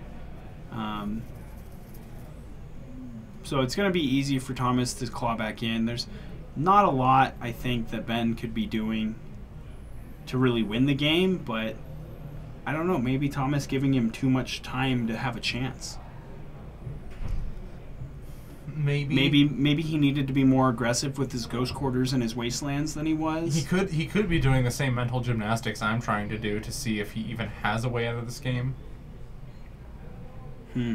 Maybe he's just so concerned about what Ben could possibly have in mind that he's trying to just play around too much. Or maybe just playing as conservatively as he should be. I really don't know. I'm not an expert on either of these decks. He has got him down to 0 lands at this point, though. That Knight of the Reliquary, though. It's got 46 counters on it. I don't think that's right. Should we go point out to Ben that that's a D10? No. Hey, because it's now at 10. It's now, yeah, his 2 dice now equal 10, where he could just have his D10 be 10. It would say 0 on it. And a lot of people don't like that. 10 is 0. Well, there goes the Mother of Runes. Yeah, it's punishing fire number like 5, maybe more. Yeah, I don't see a way out of this. I feel like if you're Thomas... Well, I don't know. I guess you also just need to respect the fact that there is a 13-13 Knight of the Reliquary on the other side of the board. Yeah. You're both on a turn 2 clock, and you kind of just don't want to be the first one. But you know what? Ben's done. Yeah, he had a Swords to Plowshares in his hand, but... Enough. Okay. With no mana except for that Birds of Paradise, it was only a matter of time before Thomas whittled him down to just the Dark Depths. Or just the Knight of the Reliquary. Oh yeah, he had a Mazavith in play. Jorgensen's right. Yeah, he... Like we had talked about earlier, he just had all the bases covered. Yeah. You know, he wasn't going to get attacked. He was going to race the Batterskull. I think maybe he should have just maybe gotten a little more aggressive and not given Ben as much time to try to create a way out. But let's take a look at the sideboards for both these players. Thomas, playing lands, he's got 3 copies of Krosan Grip, 1 Crucible of Worlds, 1 Molten Vortex, 1 Bojuka Bog, 1 Chalice of the Void, 1 Trinosphere, 3 Tireless Tracker, 4 Sphere of Resistance, and on Ben's side, he's looking at 2 Aethersworn Canonist, 1 Sanctum Prelate, 1 Reclamation Sage, Priest. Banisher, no. I just wrote Priest. What could that be? 2 Toxic Deluge, 1 Council's Judgment, 2 Surgical Extractions, 2 Pithing Needle, a Runed Halo, a Rest in Peace. I have Priest of Titania looping in my head, and that's not... Priest of Titania, obviously. I think Jorgensen... Getting on the Infect plan. I think Jorgensen's just joking there. Containment Priest! Okay. There we go, Jorgensen. You should be validated, though. Priest of Titania. You and Jorgensen were on the same page with that. Oh, the Priest of Titania is... Yeah, it's definitely not. I play that in my Commander Elf deck. Who was I thinking of? Priests of Norn. Priests of Norn? Yeah. You don't know about them. Priests of Norn. Pauper All-Star, maybe? No. No, not even. This is White Infect All-Star. Well, it's definitely Containment Priest. Okay. So. Yeah, Containment Priest doesn't do much. Do you have that board still? I really like, out of Ben's side, I really like Runed Halo, to just name Merit Lodge. Yeah. Pithing Needles. Yeah.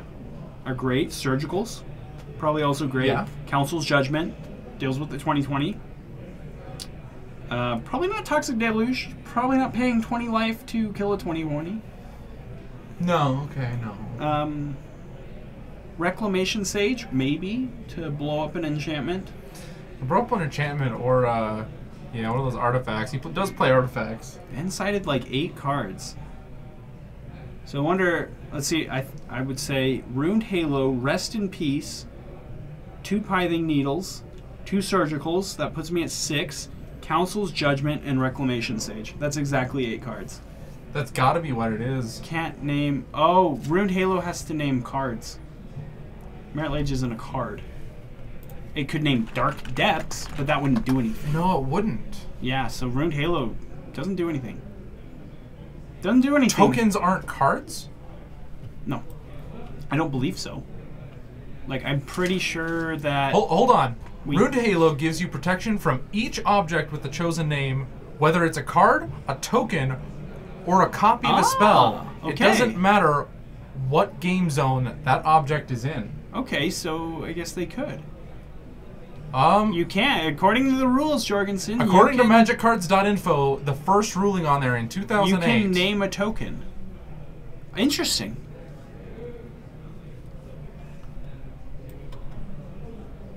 It says token on here. But does the token have to be the same name as a card? Maybe. Well, I'm gonna put my shoes back on and go ask Eric. Yeah, go ask Judge Eric. Wow, I don't know. I can see it both ways. Can you move your drink so I don't kick it on the floor? No, I wanted you to kick it on the floor. Well, activate your trap card. Correct. Which one of us is correct? I think Jorgensen might be right. Well, he's usually right. Yeah. So, I mean, you can create tokens that are copies of cards. I'm pretty sure he's right here. You can't name Merit Lage because Merit Lage is not a card. Yep. Yep. You're right, Jorgensen. Okay. Still get on my boots. Get your boots on, then. So, it looks like Thomas taking a mulligan, thinking about a scry.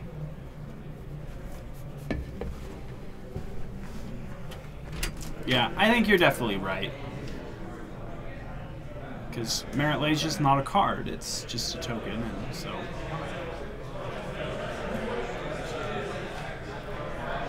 Right. It can name the Punishing Fire. Yeah, just useless against Merit Lage.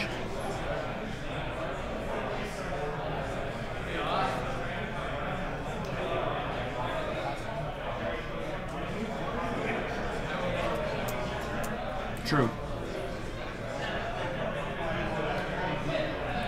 So, here we're underway with Savannah into Deathrite Shaman for Ben. Yeah, 100%. It's not a card. Yeah, Jorgensen's right. Why did we even question you, Jorgensen? Because he's not my judge. Minus 2 points for us. About the best start that you can get for lands. Turn 1 Deathrite, or against lands. Turn 1 Deathrite Shaman. See if Thomas has an answer to this. We see a Mox Diamond in his hand with a Gamble. I believe he's got a Punishing Fire in there. And 3 other cards that I can't quite make out.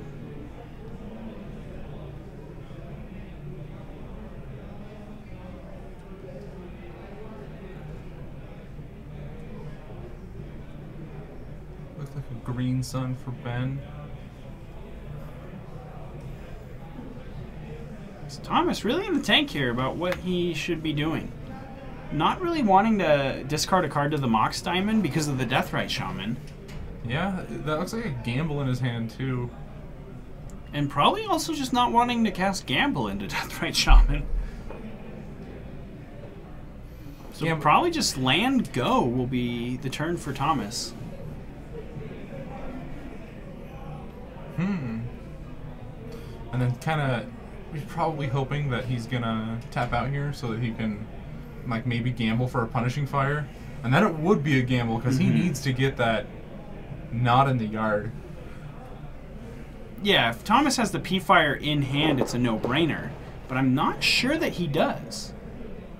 He has Crucible of Worlds, Gamble, Mox Diamond, Grove of the Burn Willows,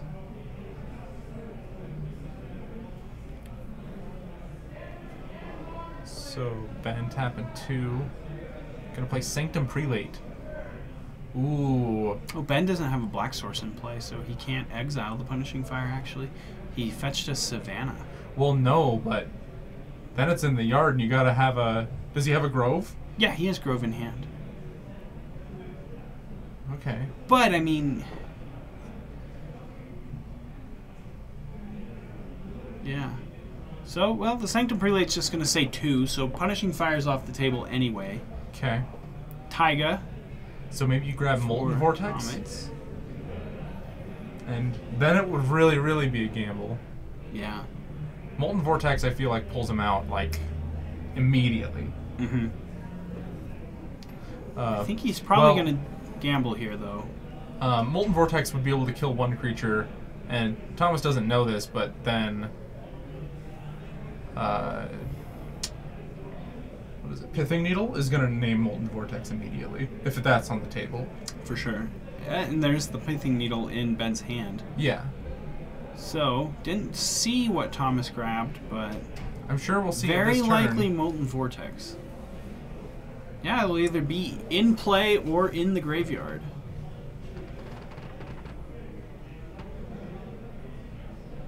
Gonna give the hand a little shuffle here.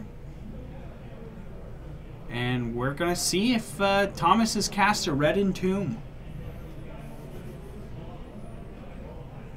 That is 6. Yep, and Ghost Quarter was Ghost the Quarter. discard. I imagine that is not what he gambled for. So let's see what happens here. He's got a land drop and a Mox It Diamond. looks like Vortex is in his hand among Tranquil Thicket, discard, Grove of the Burn Willows, and there it is. Okay. Molten Vortex. So he's going to get 1 activation. Gonna take down Deathrite Shaman for sure. Yeah. And then he's hoping that he's gonna untap and kill the Sanctum Prelate as well, but the Pithing Needle's gonna take care of the Molten Vortex. This game looking good for Ben. Yeah. I wouldn't say it was incredible. Like, he got an incredible start. And Really put Thomas on the back foot by just putting Deathrite into play. but it's super close. If a Crozen Grip happens on this needle, which can happen almost immediately, bad things are happening. Green Sun for 1. Yeah. Do you think you'll get a Mother of Ruins? No. And he got something. What did he get? He got Dread Arbor. Okay, that makes sense why it's by his lands, but Green Sun for 0, but yeah, he tapped 1 green. oh, it looks like he tapped 2. Oh, because 1 land made the Pithing Needle. Duh. I'm not paying attention here. Crucible of Worlds So is the play. Gonna put Ghost Quarter back into play. just gonna pass the turn. What do you think the relevance of getting Dryad Arbor is? Just to try to get more mana? It's probably a Just ramp to make spell. just to ramp here? It's also another damage every Okay. turn. Sure. I'm pretty sure Ben didn't attack for some reason last turn. No, he did not. And again this turn. Your Sanctum Prelate should be turning sideways. Yeah, I'm not sure why he's not attacking. Are we missing something? No. Yeah. I've... Jorgensen, why isn't he attacking? Because he isn't turning it sideways. There's no ensnaring bridge. No, Even there's if there were, nothing. it wouldn't matter. There's nothing to stop him from attacking here, so curious. There's no Maze of Ith. Well, Deathrite Shaman number 2 coming down for Ben. Because he's forgetting. I didn't want to be the one to say it, but...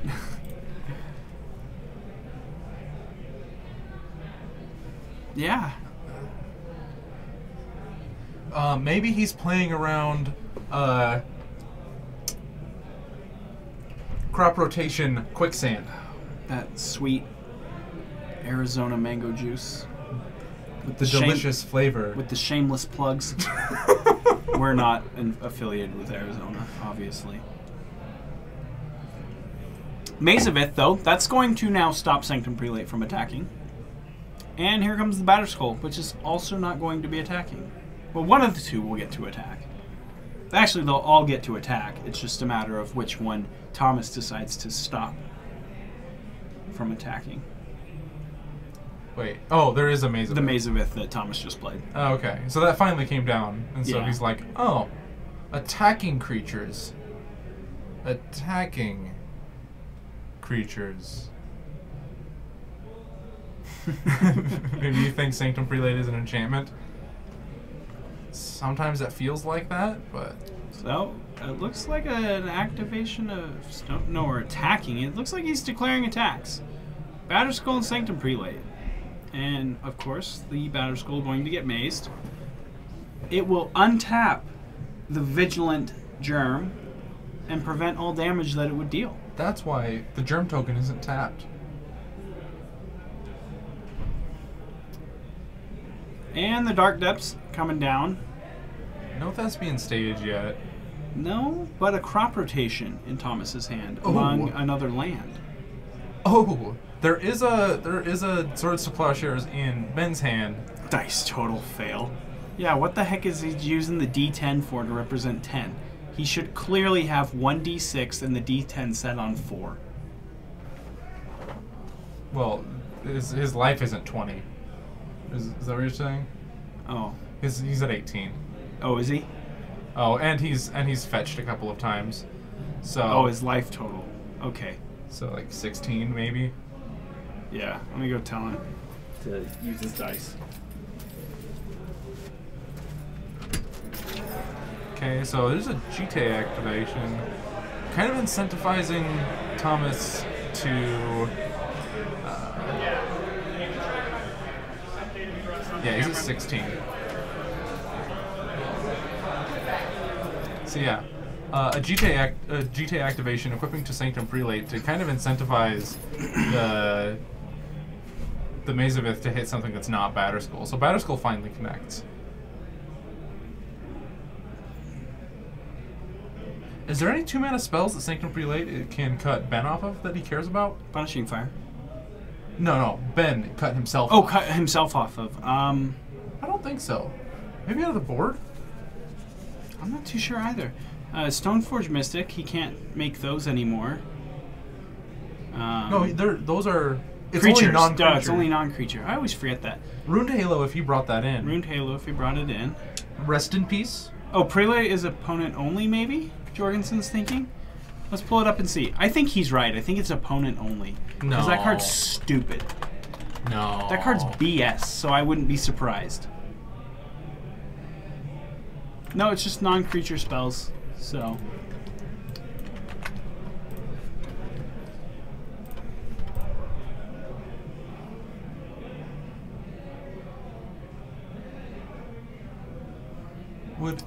So I'm a little curious. Do you maze the Batterskull or do you maze the Prelate? Do you care too much about the tokens, or would you rather be able to just one-shot him with a Merit Lage and not let him gain life from the Batterskull? So the I guess GT... the GT can shrink the Merit Lage. No, the GT Right. is relevant because it's hitting for essentially 6, because it's giving +2/+2 twice Sure. with the counters. Sure. So you're just preventing more damage, and that's Sure, the sure. only thing that matters. You're right. Yeah, that'll add up quicker than the 4 from the lifelink from the Batterskull. And you'll race their Batterskull anyway with the Merit Lage. Yeah. So maybe Thomas didn't have crop rotation in his hand like I thought. Yeah, he can't cast GT, but with Stoneforge Mystic, that doesn't matter much. Yeah.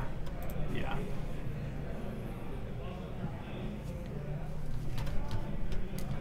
So May's gonna take care of the attacking Prelate. Nope, the Batterskull this time. Definitely a crop rotation in hand. Yep, and it looks like he's gonna go for it.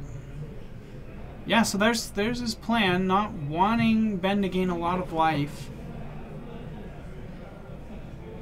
Is the 2020 just gonna block the Prelate? I think the 2020 is going to get swordsed. Well, do you think Thomas is planning to block? Well, yeah. Is there any incentive to not block? No.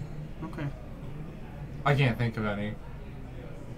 Is there any incentive to There's one. risk running the Merit Lage into a Swords to Plowshares 2 block? I guess that it's going to get swords no matter what, so you might as well try to get the creature off the board. He's considering Tabernacle. That's a good consideration Just keep. in this spot. Just kind of trying to grind him down instead of just going for it. It is a good consideration, but I think I'd go for the 20/20. I think I like the Tabernacle play. It taps your opponent out. It doesn't actually get anything off the field though. No, but you've got Ghost Quarter on. You've got Ghost Quarter, and I'm sure as soon as you find more engine pieces, and it also just stops your opponent from applying more pressure. Which with the Mazavith in play, Ben doesn't have a ton, because he's got the Ghost Quarter plus Crucible. Mm-hmm. So, I think he could grind his way out of this, right? Potentially, because he keeps Ben from making more creatures. We also need to take into consideration that the Dryad Arbor is essentially not a land there, because it's got to pay for itself or pay for another creature and then get sacrificed. I was kind of on the fence until you said the word Dryad Arbor, and then I was convinced. I think the Tabernacle would have been a good play. What I would do with the Dryad Arbor was the first turn I would just activate it to something else and let it die. Yeah, you'd save one of your other guys and it would die, but then the next turn you're down a mana. Yeah, you're losing a creature. Which, I mean, you're just losing the Stoneforge Mystic, but still. And then he starts Ghost Quartering you out of the game with this Ghost Quarter. He's got the Exploration, so he can essentially Ghost Quarter twice. But he's just going to go for the Merit Lage and pray to the gods. The old and the new. That's who I'd be praying to right now.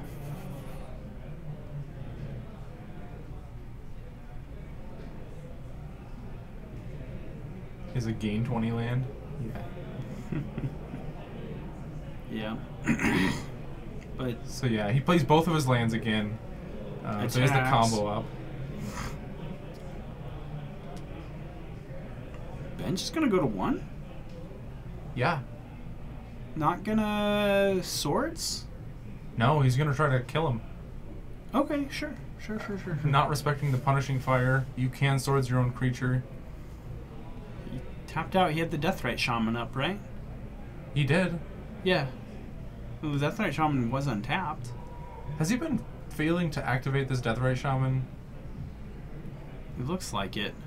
Well, no, he couldn't have activated it that turn except to exile a land. But I think you still just exile a land anyway.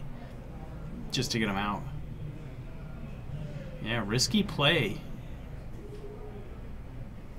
Risque. And this Stoneforge Mystic hasn't attacked yet. I'm curious why it's not either. Is he... he's trying to represent another equipment in his activation? Which I don't know if that's relevant. No, the point of damage, I think, just get in there, and I don't really know what the... I think that Thomas is just saying, look, I'm going to make another 20/20. I don't know. Ben had the swords. Yeah, there was a lot of strange plays there. Oh, Thomas had Crossing Grip. No? I don't know. I don't know what just happened. That was a bit strange. A lot of weird plays from that Maverick player. A lot of clever plays, too. Yeah. I'm just going to put this down to 0, 200. It's over 200. What, 200? I think that's time in the round 2. Probably why we saw a quick scoop, and this is Aaron Colton on some crazy, just basically Jeskai control. Snapcaster Mages, Jaces, Supreme Verdicts, kill your stuff, blow up your things, make a Jace. Jeskai is America colors? Yes. Yeah. Okay. Red, white, and blue.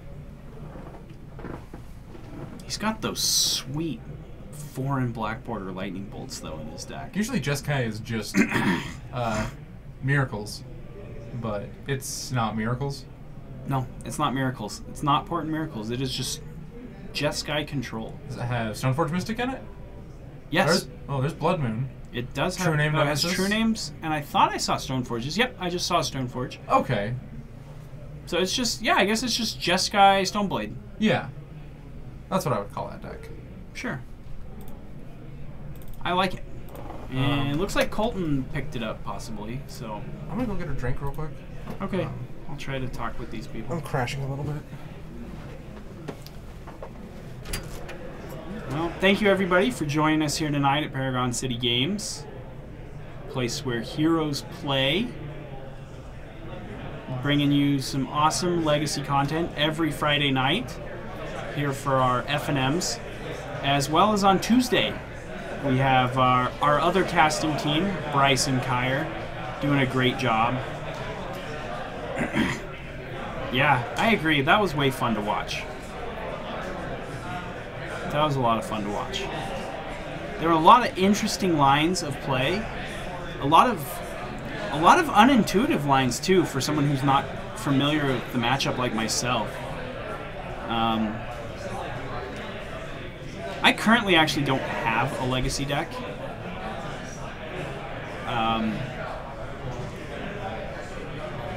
It looked like it went 2-0 to the Lands player. Unless I'm forgetting, did they play a game 3?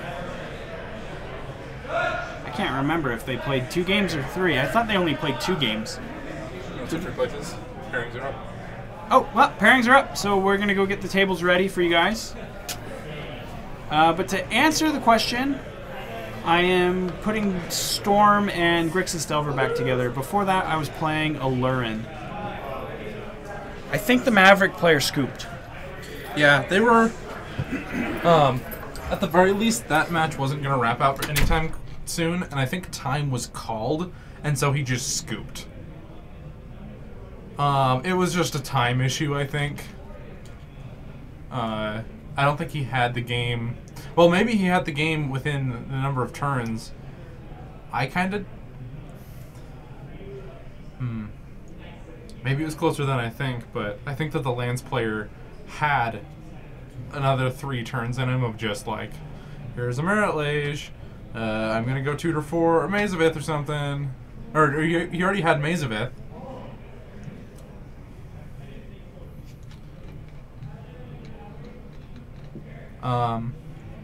Usually it's pack per win here. It's just like $5 entry fee, and then if you win a round, you get a pack. If you win no rounds, you get a pity pack. So everyone walks home with a pack for $5, and winners walk home with more. I think first prize gets more than pack per win.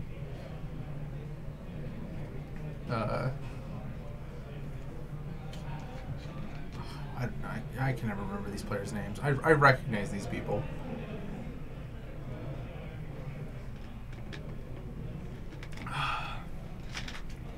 Enjoying that smooth Coca-Cola flavor. Okay, we're just chilling for everyone now. Like, if you wanna be a sponsor, just give me like a nickel. Actually, I'm not in charge of any of that, so I don't want to speak too soon. You're gonna watch the VOD and be heartbroken because you don't know them. They probably don't know who I am either, because I'm not very social. I don't introduce myself a lot. I've been doing the stream for so long that I'm kind of just the...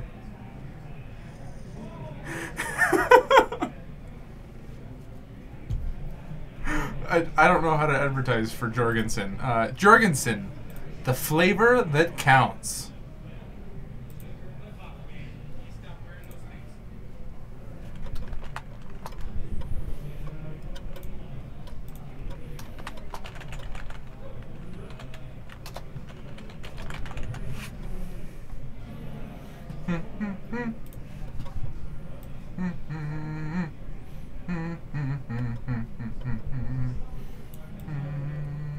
The flavor that counts. Jorgensen. Yeah, I'm done.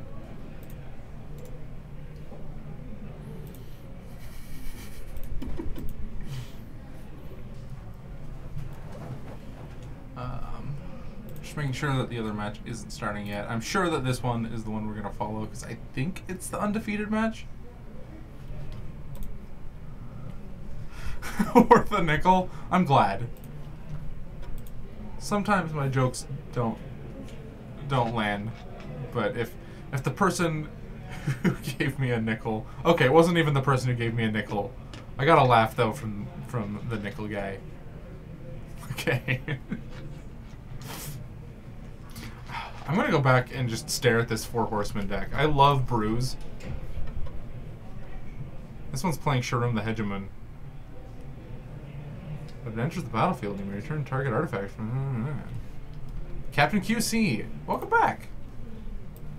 We're just coming into the the final round. Did I hear Four Horsemen? Yeah, we were just discussing the deck. Just for fun. So it looks like Sharum the Hegemon. No one's playing Four Horsemen. Is stocking these lists. How far am I from this deck? I think I'm the lands away. Yeah, 3 underground seas is pretty steep. I'm super far from this deck. I want to play it though. I don't think I want to play it enough to buy all those lands. Maybe someday though. Did you guys hear about the deck called Judge Destroyer? No, I have not. What? Is that just Four Horsemen?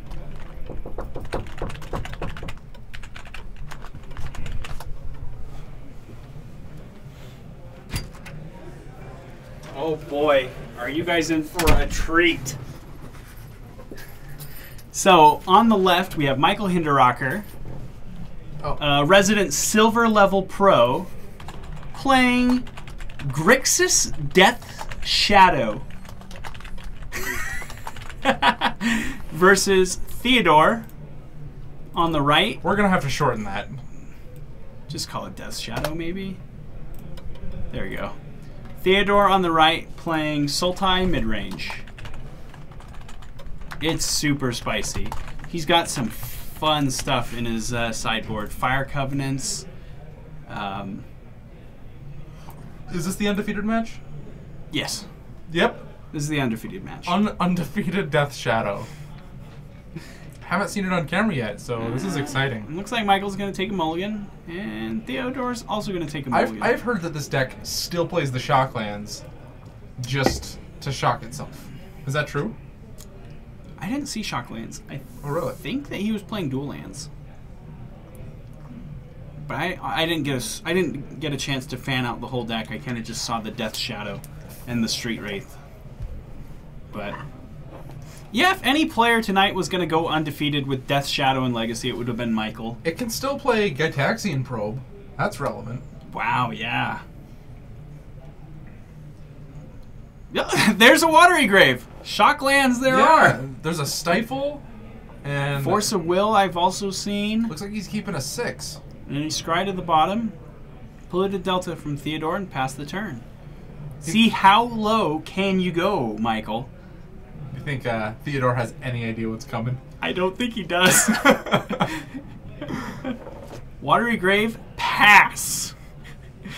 I mean, the cat's got to be out of the bag now, right? You don't assume that Michael just showed up with Watery Graves. If you know who Michael is, you know that he didn't. Right. Drew another Stifle here. Yeah. Just the untapped Watery Grave, pass. And then no play. No Brainstorm. And the second, pass. He's like, This is fun. I'm going to see if we can get their dice back onto the table, though.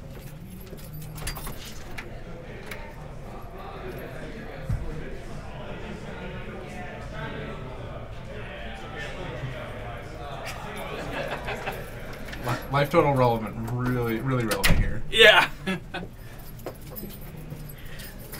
So Brainstorm from Theo. We get a chance to see what's going on in the hand for Theodore. He's holding it pretty close to the chest. No. And he's going to fetch, and Michael is going to Stifle. Force of Will, exiling Snapcaster Mage. Daze. Gonna hit that Force of Will. Daze, a nice little combo with your shock lands Definitely. when you're trying to put the life total down. And thank you, Michael. I was just about to say, you're gonna have to go back out there again and say, holy card advantage, Batman. Yeah. He won for one with he that should land. be at 18 because fetch. Oh, yeah, he just had him mixed up. He exiled the Force of Will to his Force of Will and put the Snapcaster in the graveyard.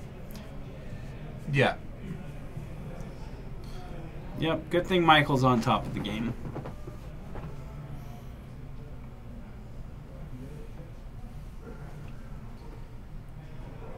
So, yeah, this is still Theodore's turn, yeah.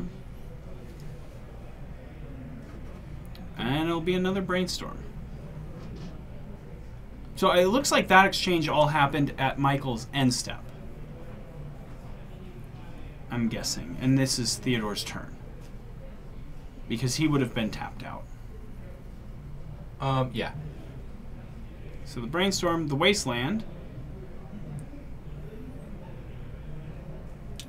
Ooh. So, yeah, he gets the Watery Grave. But Michael's still with a land in hand. Well, see, okay, I knew I saw fetch lands. Yeah. So he's got a mix of both, it looks like. Oh, you mean dual lands? Dual lands, sorry.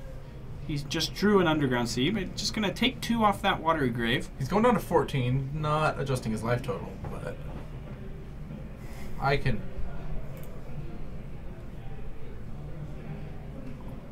Dismember, going to drop him down to 10. Okay.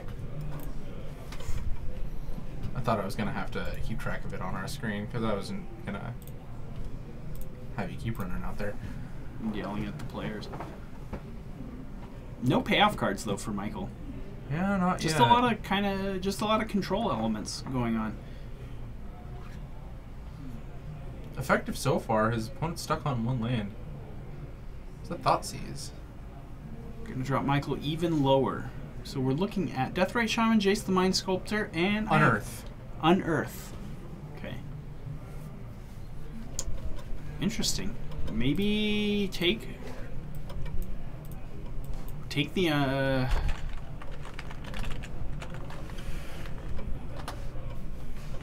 Let's give Unearth a read. Because that one has... Okay, so it has cycling. Yeah. Okay, so yeah, take the Unearth here. I couldn't remember if it had buyback or cycling. I couldn't remember what its ability was. But I like taking it. I like taking the Unearth here. This card got a worse version got printed in Modern just recently. I don't know what card. It's a split card. It can get back 2 costs or less. Oh, the Claim to Fame. Yeah. It does an imitation of Unearth. Okay. We're validated. Because we knew it was Claim to Fame.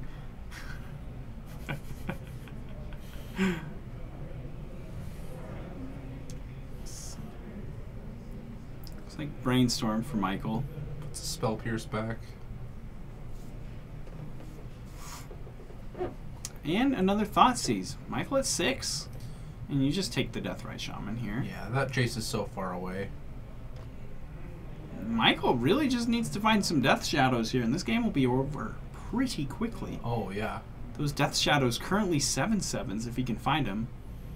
And 8/8s maybe? yeah, they're not How low can you go? They're not gonna die. Just gonna go to 6. 5? 5? 5. Yeah. 5. Yeah, I knew that. Must have just updated his life total all at once there, because Volcanic Island came into play and he jumped down 3. No, he was at 6. I was just mistaken. He was at 6 before, yeah. But draw a pass. So not finding any pressure. Gonna give Theo a lot of time to stabilize this board here. Thoughtseize was down to 6. Okay. Found another land. He's sitting on a Daze.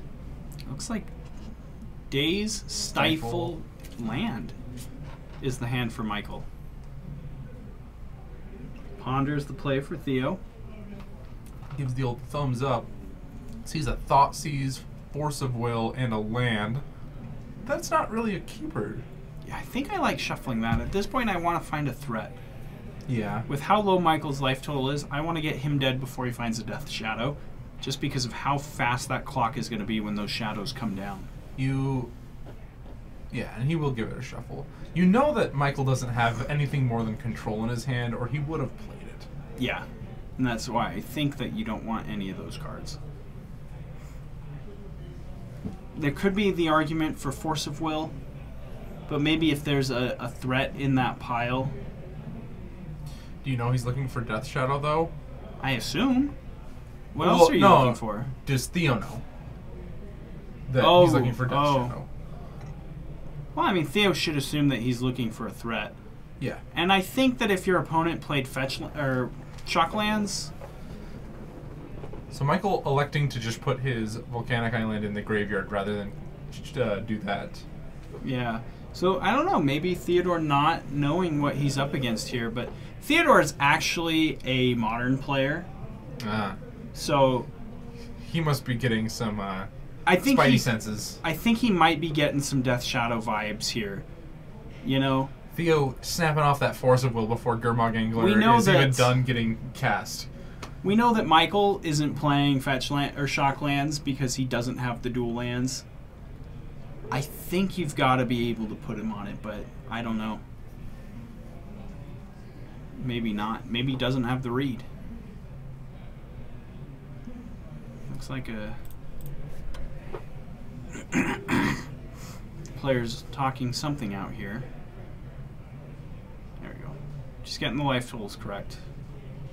Deathrite Shaman. Gonna get met by Fatal Push on the end step. Another land. Right? That was just another I believe Scalding so. Tarn? Yeah, Scalding Tarn, Stifle Days are the cards for Michael. just sandbagging it in hand, hoping Yeah. to draw a Brainstorm. Snapcaster Mage, targeting... Ponder. Yeah, and Unearth. I think you or Unearth, sorry. Yeah, I and he think just you dazes dazed that that for sure. That looks like a Delver Delver. of Secrets. Alright, so there's a threat. He's losing this race, though. Yeah. That Delver... Okay. Yep. Yeah, And he's aware of how low his life total is. He is just going to block. Found a flooded strand. getting really flooded. No pun intended. Yeah. Ponder is the play for Theo. There's a Lily and a Diabolic Edict. I think those were his cards. For Theo. And he's going to keep them on top. Reorder them. I like both those cards very much against Michael. Stifle. Going to hit that fetch land. So Lily not hitting the field thanks to this Stifle. But 2 mana up means that any threat Michael finds is going to die to an Edict. Assuming that's the next card he draws. That is the next one he draws. Unless it was another Unearth. And Unearth equally terrifying because... Either way, there's going to be an Edict. Yeah. Taking care of that Delver. Spell Pierce is the draw. So 2 land Spell Pierce are the cards for Michael. Turn too late on that Spell Pierce, don't you think? Yeah, that would have been nice a turn ago. Uptick. Imagine he's going to discard Flooded Strand. Yeah, both players discarding a land. And just passes the turn. Death's Shadow. He found one. And Spell Pierce is going to be relevant here. Yep, this... Oh, wait. Ooh. Maybe... Is that not a Spell Pierce? Yeah, I'm not sure. Because you just jam that. Yeah, I think you just jam that Spell Pierce. Or does he just say, oh, he already has a Lily. I don't care, because my creature's going to die anyway? That looks like a Spell Pierce. That's definitely a Spell Pierce. But I still kind of like trading 1 for 1 and then forcing him to trade Liliana for Death Shadow. Yeah. Maybe a little too antsy for Michael here. Some frustrations coming out, being flooded and... Yeah. You know? I would say that's a misplay. Yeah, I definitely think that Spell Piercing was appropriate there. Lily getting that Force of Will in Michael's hand. Another Michael Force of drawing Will. another Force of Will, and Yeah. he's done. Yeah, that game was over. That Deathrite Shaman's going to make quick work of his low life total. If that Lily wasn't in play, he would have been able to, like... Would he have been able to Force of Will that Deathrite Shaman, and... Yeah. They would be at parity again, no cards. Huh. So, mid-range taking this one down. I'm going to check in on the other players. It looks like they're just starting out. Do you know what these guys are playing? Lands and... Looks like a bunch of red. Oh, we need to up... How come that's not updated? Oh, because this... this is lands. This is Thomas on lands versus... It's either burn Oh, it's burn. Yeah, burn. Yeah. I mean, he was going to die to that Deathrite. Michael was going to lose that game regardless of He wouldn't have of discarded that, like 2 or 3 cards there, though. I'm not sure what he discarded the other times. I don't know. That's true, actually. Well, no, because the Deathrite would have come down and the Force of Will wouldn't have been able to stop it, because that would have been his only card in hand. So he was going to lose to that Deathrite Shaman that came down. Oh, okay. Regardless. So I mean, he could have spell pierced the Edict and given Theo the option of trading Liliana for Silver? No. Death Shadow. Death Shadow. Which I think is what would have happened. At which point Michael would have drawn the Force of Will. That would have been his only card in hand. And Deathrite Shaman would have come down and ended that game. Yeah, definitely should have spell pierced. And it looks like that game ended. Well, so that was really quick. Let's cut back to our other game and talk a little bit about the sideboards. So Michael's got a copy of Dread of Night, 1 Submerge, 2 Fire Covenant, Earthquake. Oh my heavens! Are you kidding me? 2 Red Elemental Blast, 1 Surgical Extraction. Stop. I'm gonna go kick some butt. I'll keep reading. So yeah, Dread of Night, Submerge, Fire Covenant, 2 Red Elemental Blasts, Surgical Extraction, Pithing Needle, Flusterstorm, 2 Cage, K-Command. What's that? Yeah, K-Command, Thoughtseize, Diabolic Edict, and Snuff Out for Mike. For Theodore, it's 2 Surgical of Dread of Night, Life from the Loam, Vendilion Click, Flusterstorm. It still needs to go to Michael's left.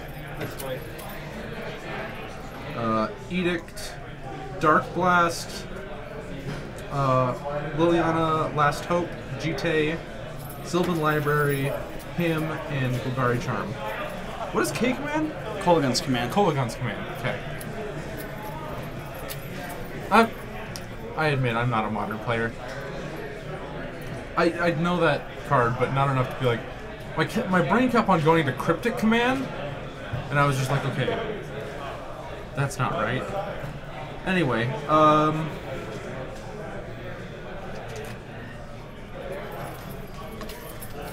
that's fine. Yeah, that's better. Someone just decided to kick everything. Does Death Shadow play Deathrite Shaman? I didn't see it. So maybe Pithing Needle for the Deathrite Shaman. Okay.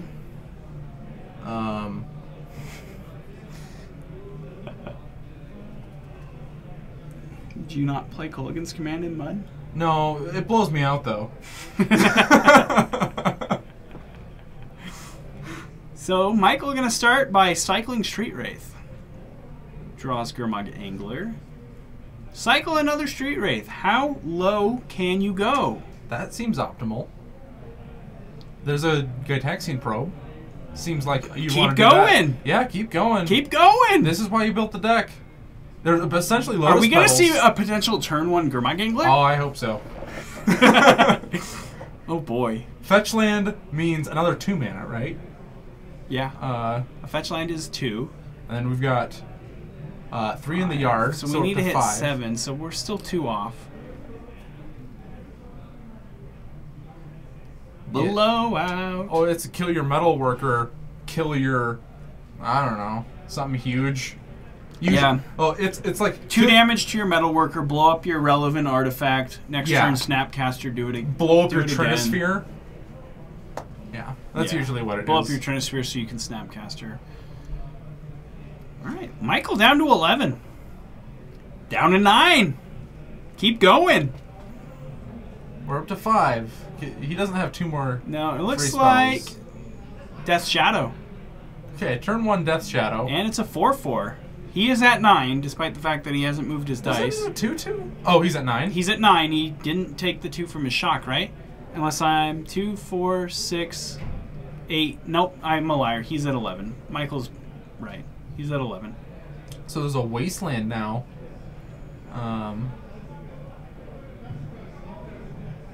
Michael electing not to 2, 4, force it. 6, 8, 9. Yeah, he's at 11. So, nope. Okay, now he's at least 10. Gonna go to 8. Farmer Dan. Thanks for the follow.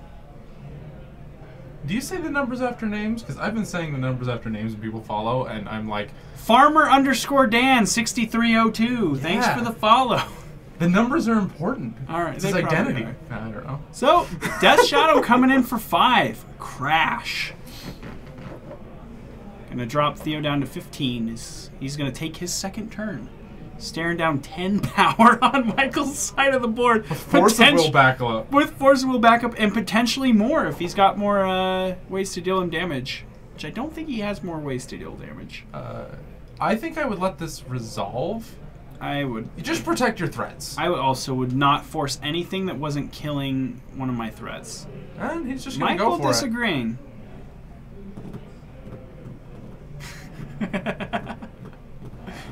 You're right, Jorgensen. So it looks like Fatal Push is going to take care of this Delver. Michael just drew off the top. He's going to activate. I don't know that I like doing that. Punch yourself in the face, essentially. I think that he just gave Michael lethal by activating the Deathrite Shaman. Picks up his pen and goes, oh. Yeah, I don't know that I like activating Deathrite Shaman there. Muscle memory kind of like, this is usually, oh, punch yourself in the face. Okay, so Michael taking that down. Holy, what a fun deck. Holy cow. So this is what Legacy's all about. It hasn't been up till now. That was great. Wow. Deathrite Shaman not so good. Not a lot of value to be gained out of that. It was fine. Until you killed yourself with Yeah. it. Well, to be fair, Michael had the other shock, so he had lethal no matter what, but still. Well, yeah. Still giving him lethal by activating the Deathrite. Like, the Deathrite, I think, was good there still. Not if it was, you know. It could have potentially got that Gurmugingler to not resolve, but not in that situation. Not in that situation, Yeah. but like it was really close to doing a lot of things that it didn't do. Yeah. Deathrite Shaman good, but not when it gives your opponent lethal. Yeah, no. Oh, that was a ride. That was just a roller coaster of emotion. That was fun to watch. Would you? Oh. Do you like getting the brainstorm there? I don't know. I still kind of.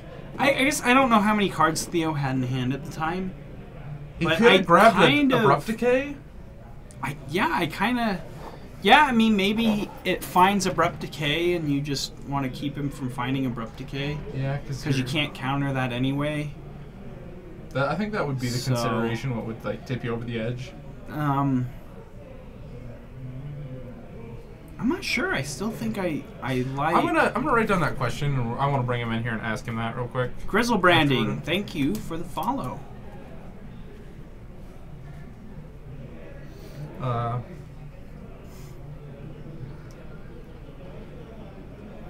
Yeah, I'm really just not sure. You know, I do trust Michael's decisions in a lot of these things. He's a much better Magic player than I am. I think I would have saved it for anything that was going to kill one of my threats. But maybe hitting Brainstorm there was correct. It's got to be close. Oh, I definitely think it's close. And I think the answer is just he probably doesn't have Abrupt Decay in hand, and him drawing 3 means... Gives him the better shot of finding land plus Abrupt Decay to kill my guy.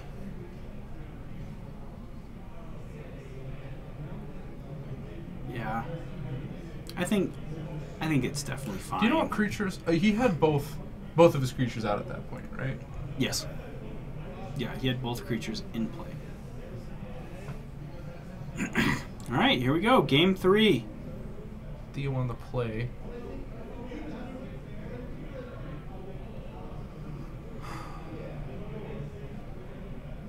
Brainstorm, 2 duels. Michael gonna shuffle.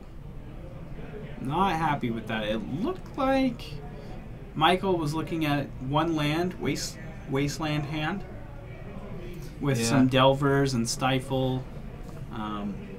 So you can keep a 1-land wasteland hand on the draw if you have enough Street Wraiths and Gataxian Probes. don't bump the camera. Michael happy with the 6, gonna scry. See, Gurmag Angler. Let's see it. I want to see it again. Street Wraith, Probe, Fetch, Shock, Thoughtseize. Fatal Push is the draw. Gonna go get a black here, I would assume. I think Fatal Push is probably the play. Yeah, Shocking. Okay. This is getting out of hand. Alright. Who's out there kicking it? I'm gonna beat some butts. The Brandon's mad. So yeah, Fatal Push here off of Watery Grave. What? Did you see anybody? I think it was just one of the other players.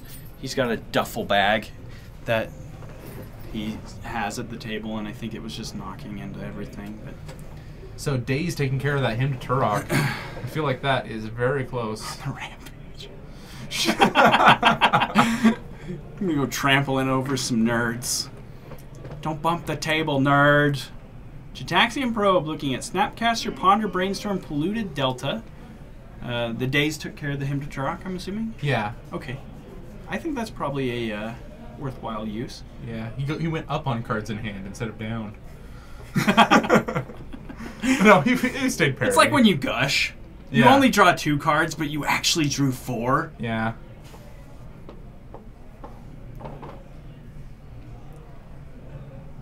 That's a quote. Travel over some nerds. I've got 3 quotes now in my head. I feel validated. I feel very validated tonight. All right, Delver of Secrets for Michael. Brainstorm going to be the play for Theo. Michael at 13 with 1 land in play and 1 creature. Shamefully, I don't feel validated anymore. Can we put my name there? No. Like under there? Brandon Clark. I think I'd have to go in and Fix remove them? your quote and then re-add it. I could do that after the stream. You'll need to do that. I want my name on all my quotes. Okay. Oh. I need to be forever immortalized in this stream for my contributions to the Legacy Magic community here on Twitch. So 2 cards going back for Theo. And a pass the turn. Let's see what happens with this Delver. Ooh, always has it. Always flip the Delvers. Well, it's a 3-2. At this point, after you've revealed... Jorgensen says he's tried, but the MTGO bot complain, or the MTG bot or whatever complains about it. Doesn't like it. Says no. No names. Abrupt Decay taking care of the Delver though. Yeah. And Michael gonna draw the Fatal Push. That Wasteland not... Would be really punishing here though for Michael to have another shock land into a Death Shadow. Oh, yeah? Having used your Abrupt Decay. Gurmag Angler though. Not bad. Yeah. Makes you feel good for using that Abrupt Decay. Yeah, that Wasteland getting all the value. It both blew up a land And was a Lotus Petal. Yeah. The value.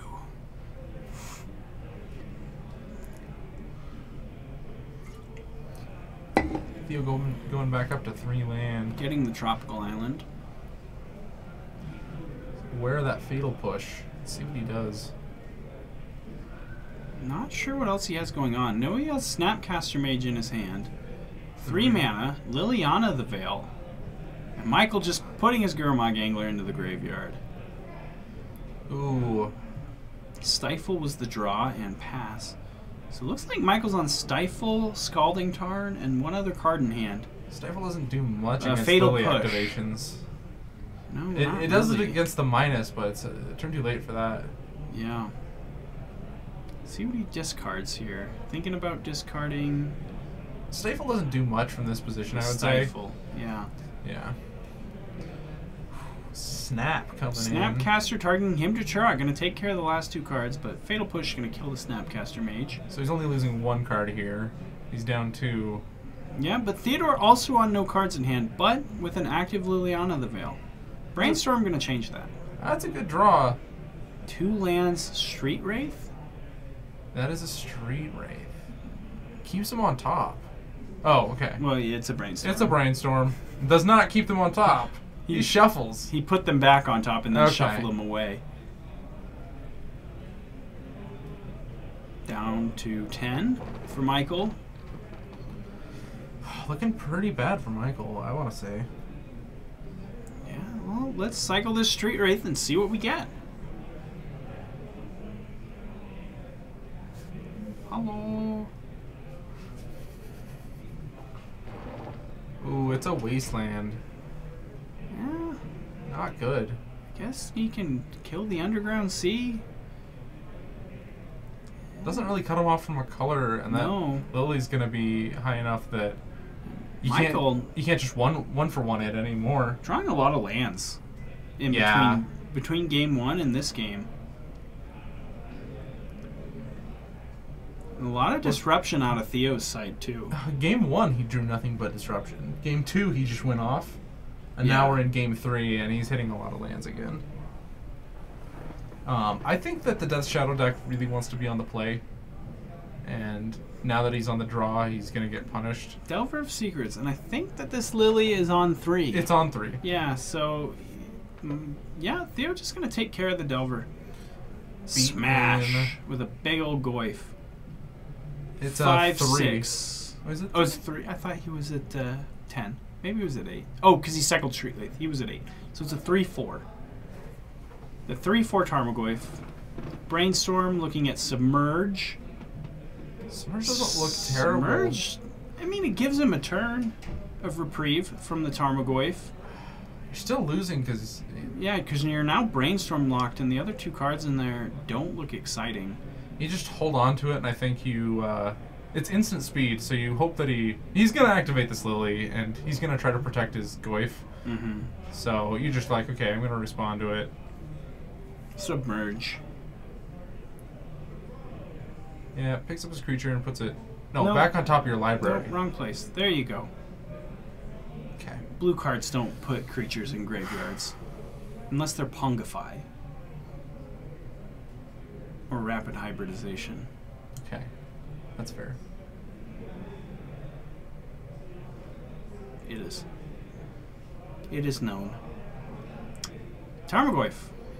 Yep. Off the top. Wow, what a top deck! Michael gonna draw. Doesn't look too excited about it. I think that's all she wrote. Yeah, wanna Lily's say. on 3, so no matter what creature he plays, it's just gonna get edicted. There's a Brainstorm. So yeah, just Brainstorm. Go 1 deeper. He's at 1. Yep. Theo celebrating already. Taking down the silver level pro, Michael Hinderrocker. Theo with Sultai mid-range. With a strange brew. Yeah, Michael playing a fun one today. This was burned, so they're gone. They're gone. All right, well that was round 3, Hold and on. that's They're gone. Paragon. Yeah, we're Paragon, so I just wanted to make this the stupid I will joke. give that a C+ at best. Okay, I'll take it. I feel validated, as you would say. I don't know that you should after that. Just doing a little cleanup. Oh man. All right. Thank you for watching.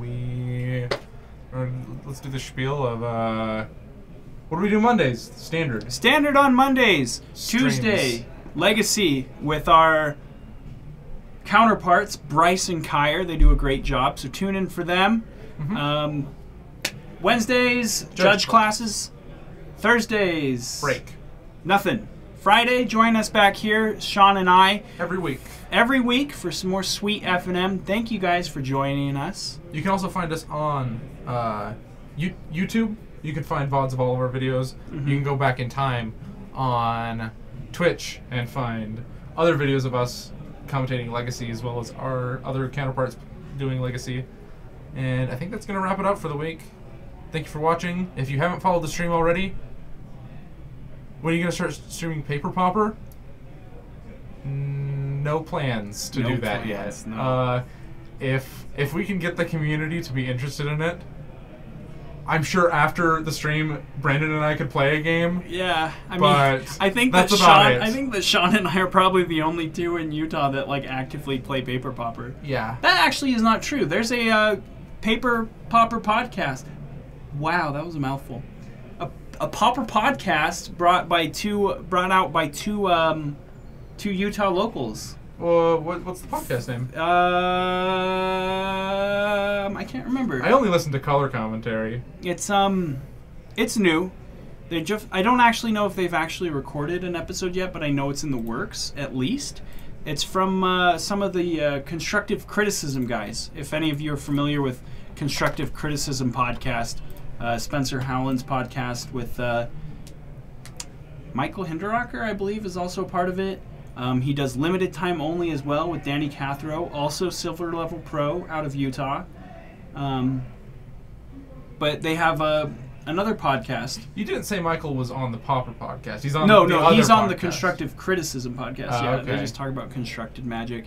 Then there's the limited time only podcast, and then this new Popper podcast, all brought from the same guy, Spencer Howland, with constructed criticism. So if you guys are interested, check them out. That really sounded like a lead up to you guys having A Paper Popper podcast. We could just call it that too. the Every week. Welcome to the Paper Popper podcast, everybody. The thing is, then we'd have to play Paper Popper, which there's like less support for than online Popper, and that's already like a struggling upcoming thing. Yeah. Well, I don't know if I'm allowed. We play Paper Popper anyway. Well, that's because it's fun. We don't need to play it with other people. You and I can just play it and then talk about it. I'd have to start getting a new collection. I already have like. Oh no, my collection of commons is going to be so hard. Well, yeah, to do a content, you have to do something every week. And so you have to buy all these new cards. And I already have 3,500 cards online specifically for Popper. Make people play. Line up, nerds. We're playing Popper. Just throw your deck at them. They're commons! They're commons! There's people. Throw a deck of magic cards. Bye, everybody! Bye!